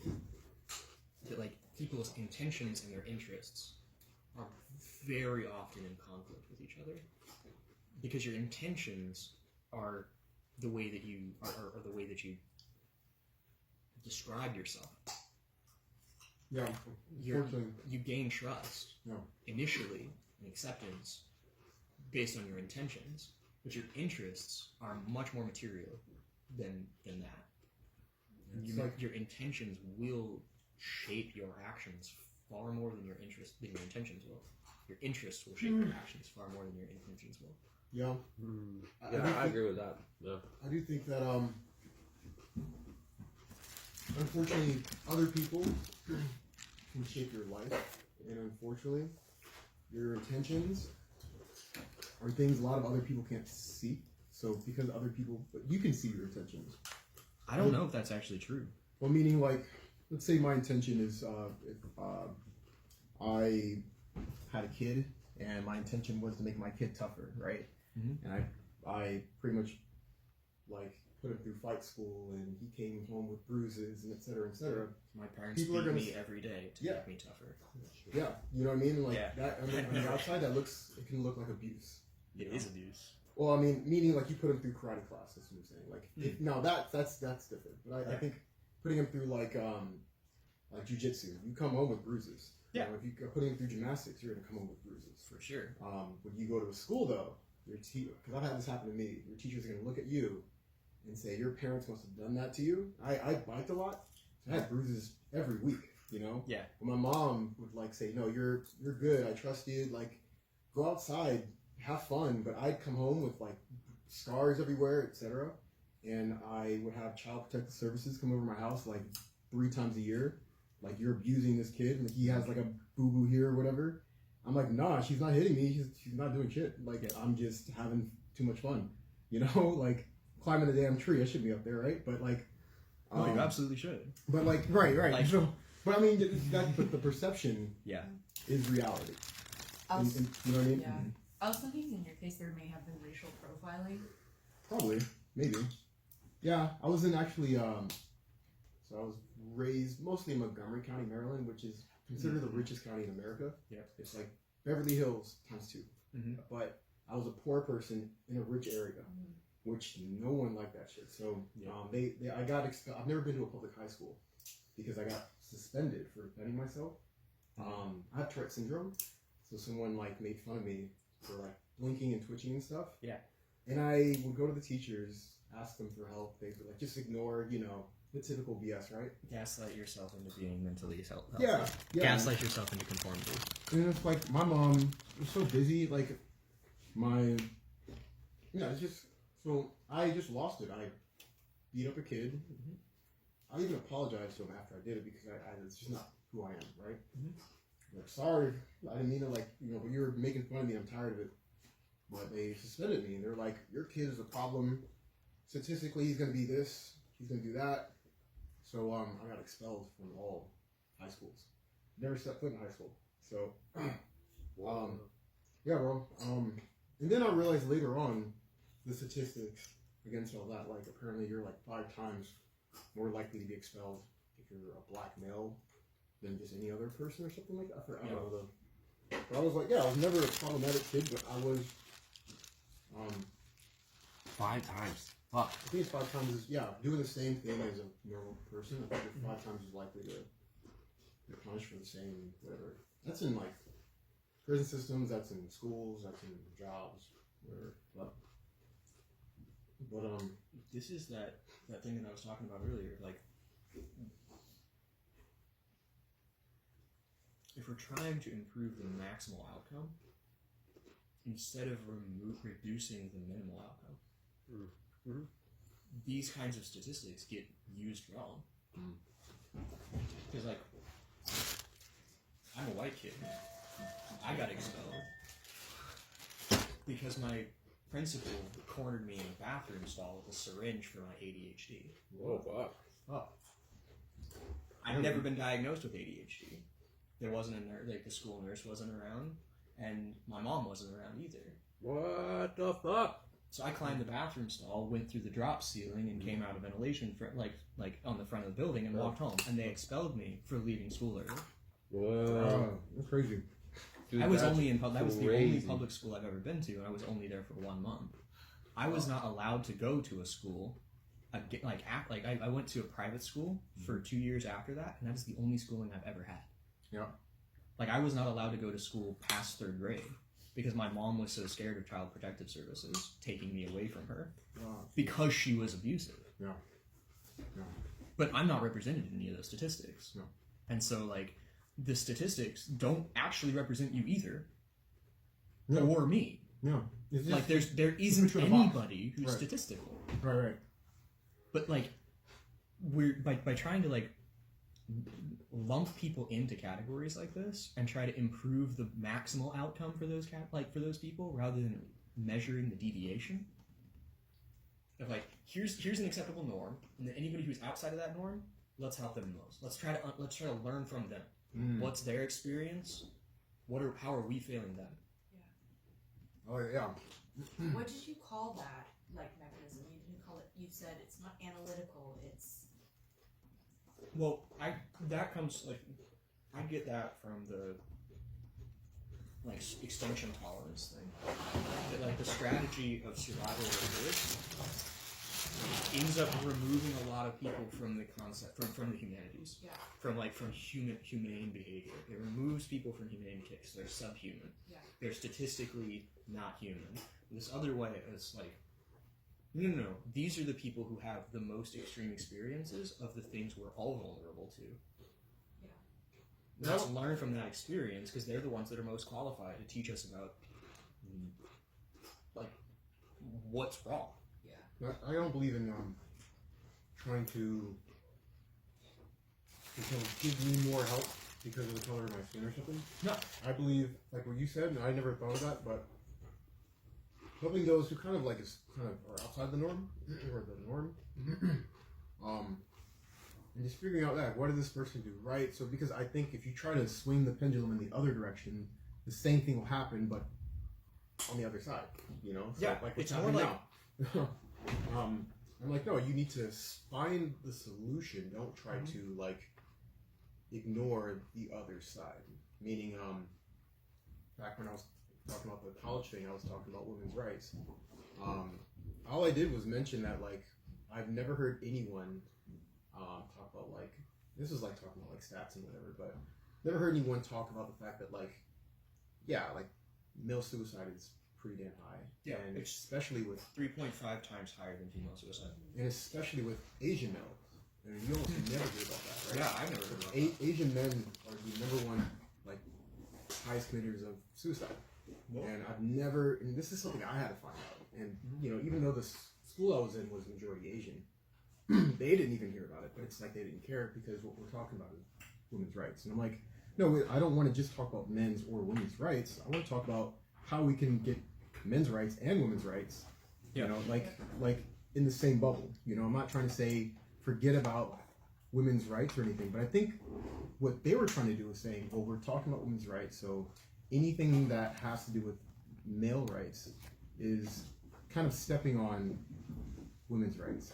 And The real issue, I think, class fights. is beginning with the inferiority, like perpetuating the inferiority. Like, women are weaker, women are marginalized, women aren't heard, women like the wealth gap, like that kind of creates this inferiority complex. It says like, no, I should have more wealth than other men. I should have like more representation instead of like actually are my interests being represented or not? Yeah. Like what is my life like? Yeah. Because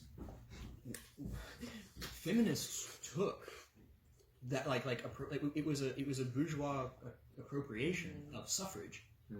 The suffragists in New York City, like in the New York scene, were anarchists who were interested in labor rights, and feminists who were stay-at-home moms of the bourgeoisie who had servants, and they were angry that their men didn't want to be at home. They would rather be out in the men's houses, which, by the way, at the time, a working man was a professional role and didn't have anything to do with gender.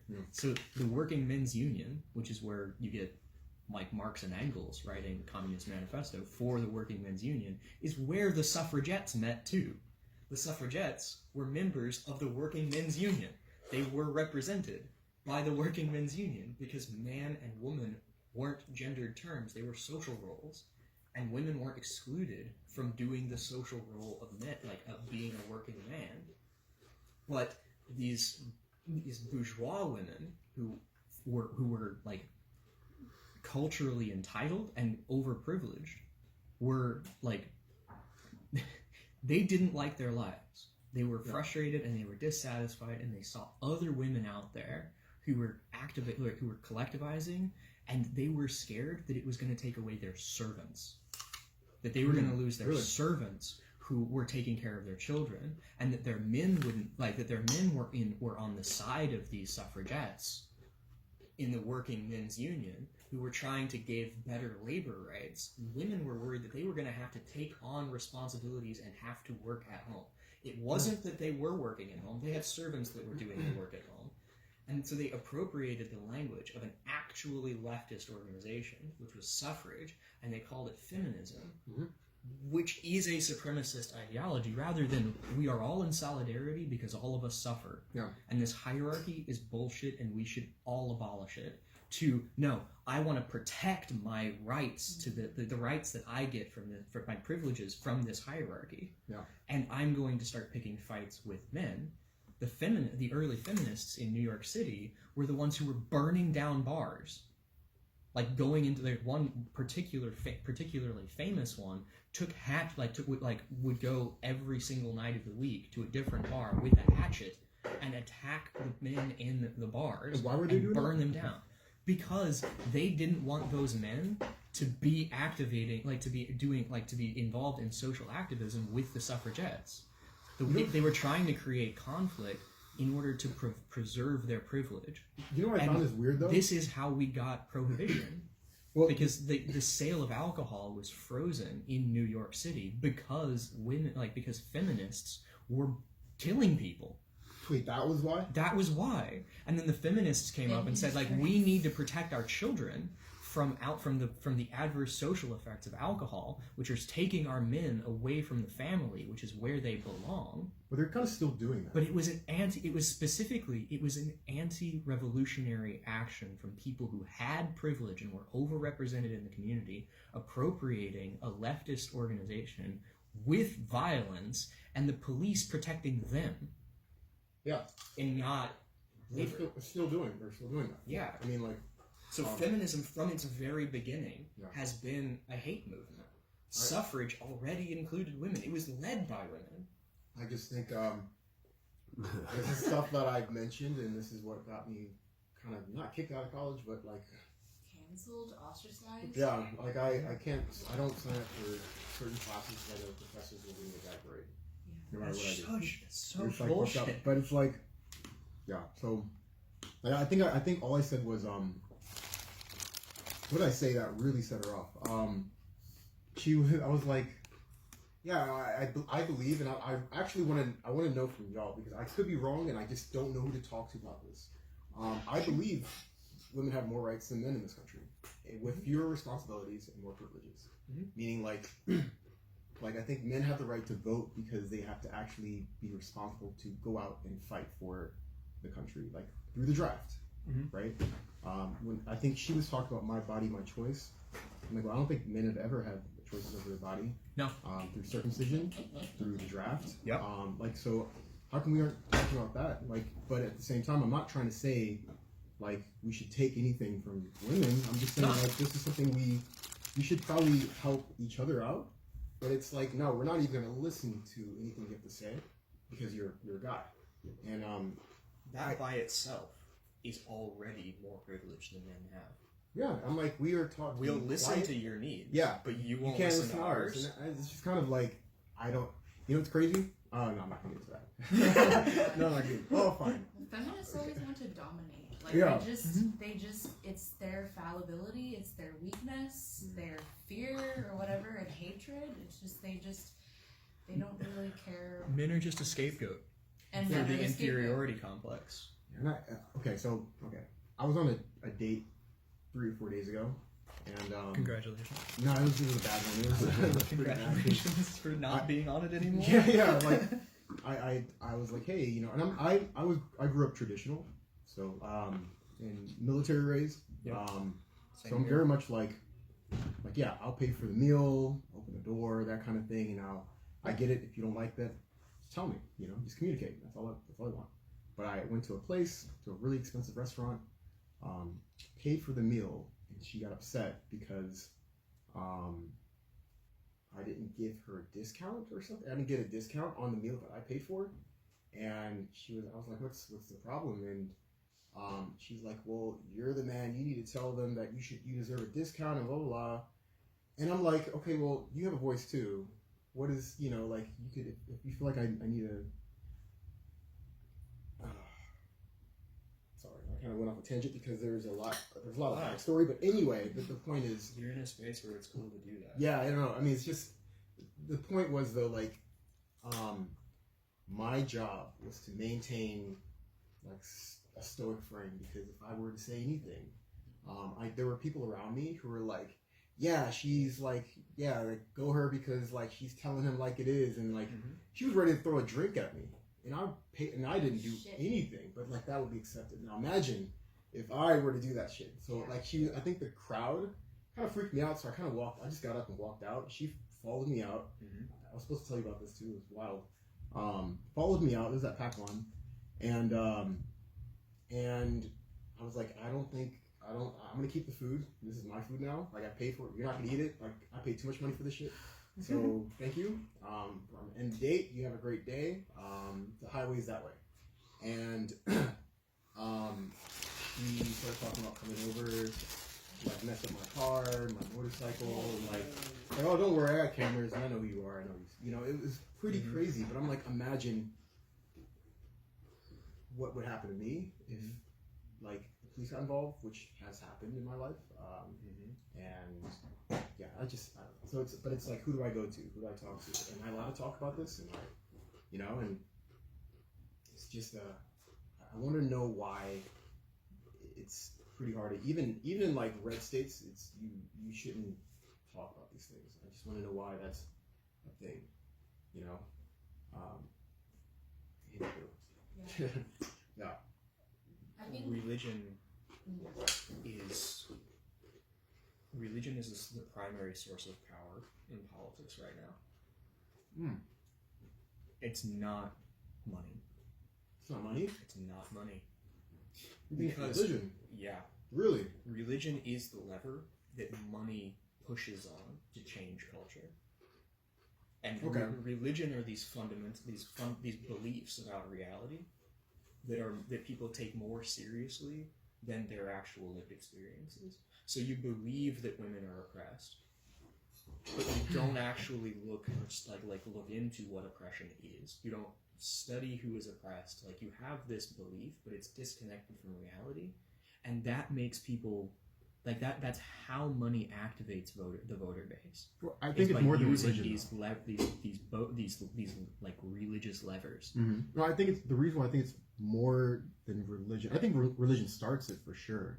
Like, it creates like a kind of a platform to go, hey, like I'm thinking of, for example, like China. I don't see them as like they're what, Buddhists, I believe. A lot of More Chinese. Confucian. Yeah. Like culturally, Yeah. Confucian. I think it has a lot to do with cultural, which again I do think it stems from religion in the United States, but culture, and maintaining culture as a foundation. Ripping out foundations from the ground is a terrible thing to do, but in a lot of areas. But we've done that in California.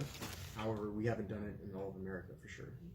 The majority of America. Well, you think that we've ripped religion out of California? No, we've ripped a lot of the foundation of what it means, or a lot of what it means to not just be American, but to be a man, or to be white, or to be Christian, or we change things, and kind of like we're building the foundation while we're sitting on it, and that can cause the house to kind of do like this, and that's why I think that's one big reason why California's in the state it's in.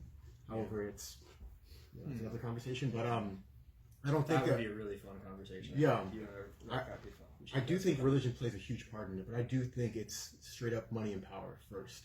I just want to add one thing though. I think the way that Tim is talking about religion is not just talking about like organized religion.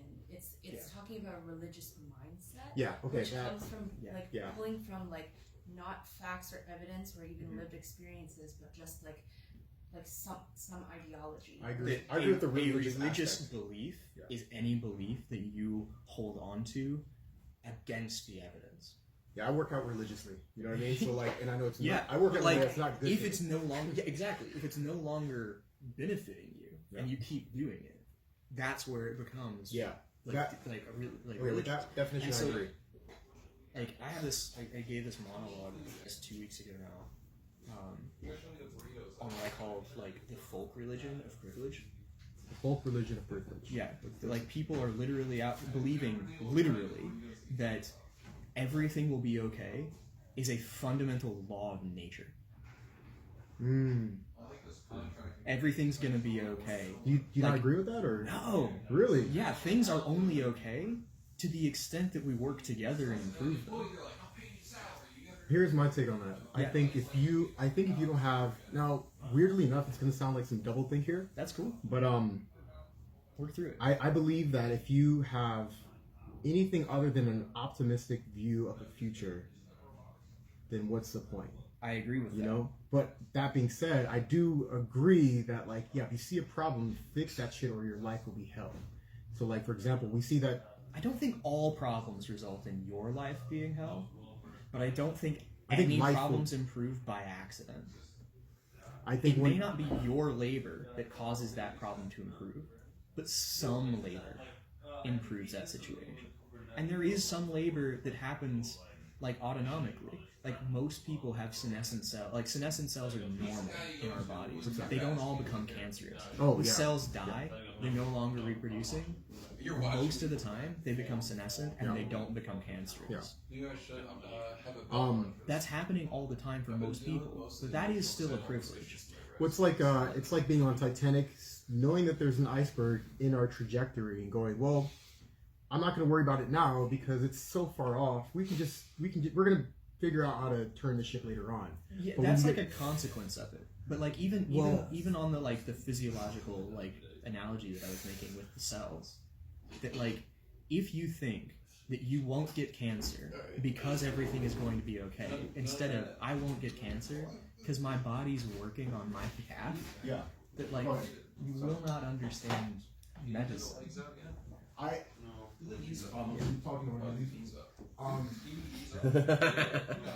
like what I'm thinking is like if you have if you have a problem, like I consider, for example, like AI, I consider that a potential end to a lot of like human, I wouldn't say interaction, but like things that make us human are gonna go away Really? because of AI. I believe. I have exactly the opposite. Like, No, I wish. nah, he's just Front religious. lever? I'm just religious. Huh? You do front lever? What's that? That's where you're like horizontally planking while grip. Oh, yeah, probably. Oh, I've never go done for it. it. Wait, plank? Oh God! That's He just did a fuck ton of pull-ups. Give him a break before. You got your legs up like this, and you hold, and you do that for like a week. You can probably start doing the front lever. That's the intermediate. Yeah, that's the intermediate. Yeah, no, do nothing else for a week. Ah. Come back every day. You do that for a week. You can probably front lever. I do like on like a 15 millimeter grip. 15 millimeter grip. You do a front lever. No, you me? But he's like skinny as fuck. He's skinny and That has helps. huge forearms. See, I only have can't 2 do arms. muscle up. That's why I'm a back climber. I've never tried. I don't know how to. That's a. I I'm don't know. a back climber. I just don't climb. I have soft hands. A little baby hands. I do now. I didn't Oh, I use can do Right, like, a lot of regular. I just don't know how to do a muscle up. yeah. Where did you guys I mean, leave maybe off? I'll say you had. Well, you can do like I've seen people when they're like not. It has intermission. Okay. Yeah. No, Brandon was literally like talking and I doing have pull-ups. home. I just. And then, Yeah. like 1 minute ago. It's the perfect compound exercise. Bicep, belt, lat, and ab. Yeah. One move. I like working out the abs because I don't ever do it. Yeah, well, I guess I pushed up, so it's planking basically. You know, I'm so impressed you can you can talk like that and also do pull-ups at the same time. That was the most impressive thing. I was just like, oh, he's just like talking in a normal voice. But I do think, like for example, AI might be seen some as like, yeah, I can do a whole lot, but people are like, oh well, it's removing jobs. But we've removed jobs in the past. I think it'll be a net negative to the GDP actually. Yeah. It'll take away so many jobs that it'll consolidate wealth within the AI companies, but otherwise it's going to create poverty. That's exactly what I believe, and the reason why is because the difference between 100 years ago and now is that AI is they're essentially people, but smarter than you. Well, not Like, yet. no, they're not people, but like they're not robots. They're not like machines. Like you need people to, like you can have people involved, but being that if you have AI, it is a person that's smarter than you, faster than you, better at computing, better at pretty much doing everything you can do. So they're almost like an immigrant. They can like, I'm not saying we should have that, but anyway, I'm just saying like they're kind of like a super immigrant, like a Superman. Well, and immigrant. they don't So- pay taxes. They don't pay taxes, right? So like they're a billion of them coming at once. Mhm. Is what I'm saying. Versus like, in any job, and it's like better to have them, for if you're a company. So here's my question. How is that different from education? The fact that education takes time, money, and takes resources. But there was a time when education wasn't available to everybody in the U.S. Yeah. And providing access to education, like mandatory compulsory education, did not cause a decrease. But you got a whole bunch of people who were not previously educated who now, like within one generation, were. What kind of jobs were out there? Because like there weren't. That's exactly the point I was going to. Yeah. Is that in order for our economy to sustain this, it will. I think that our economy will sustain this the same way that it sustained every other technological revolution, I which agree. is by creating new kinds of jobs. I don't think that's how it's going to do it. So I think it's going to sustain itself. I think a lot of AI now is just how I view technology now. For example, is like there's like a bell curve, and I believe when we hit. Great book, by the way. I have to read the book too. I've heard it. No, it's a really shitty book. Really? Okay. Yeah, Okay, it's, well, it's never pretty mind. horrible. But I believe, like for example, when it comes to peak technology, I believe when MySpace came out, that's peak social media. Yeah, I And agree. it wasn't until like Facebook and their algorithms started ruining that shit. So it's not social media anymore. It's like, how do we get people stuck in? It's an advertising platform. Yeah. So I think once we hit that, and like, it was fine, but once we tried to perfect that, we started moving way over this side. And I always tell people, like, I'm sure you heard the analogy too, I believe in too much success. I think technology is becoming way too successful to the point where it's not really helping anyone. It can, I think medically it can definitely help people. With self-driven, driving cars, I think it's fantastic. Yep. But I'd say 90% of the AI technology out there is not helping people. I see it a lot in, like, people use AI for shortcuts, or they use it to make to do their jobs faster. Isn't that what a car does? Well, yeah, but so here's the thing: when it comes to self-driving car, it's just when it comes to like an invention versus you can kind of tell a good invention versus a bad one based off of, like, for example, I think the best inventions in the world are the frying pan, the big lighter, paperclip, bicycle, and the reason why is because bad inventions fix one problem but cause two bigger ones.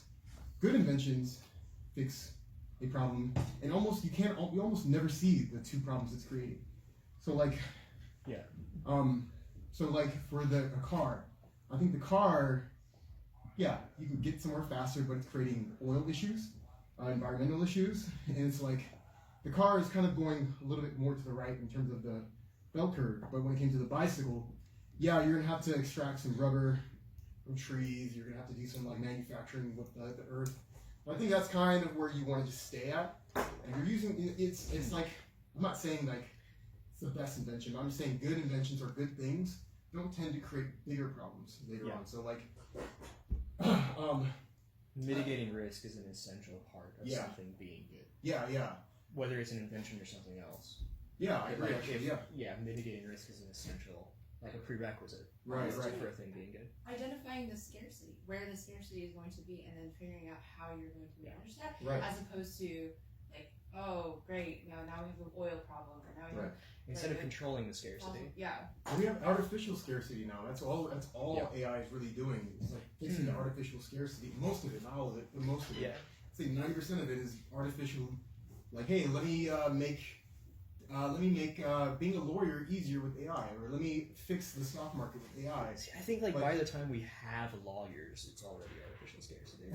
Because like the majority of what lawyers do is they defend property. Yeah. And that's literally it. You've read David Graeber?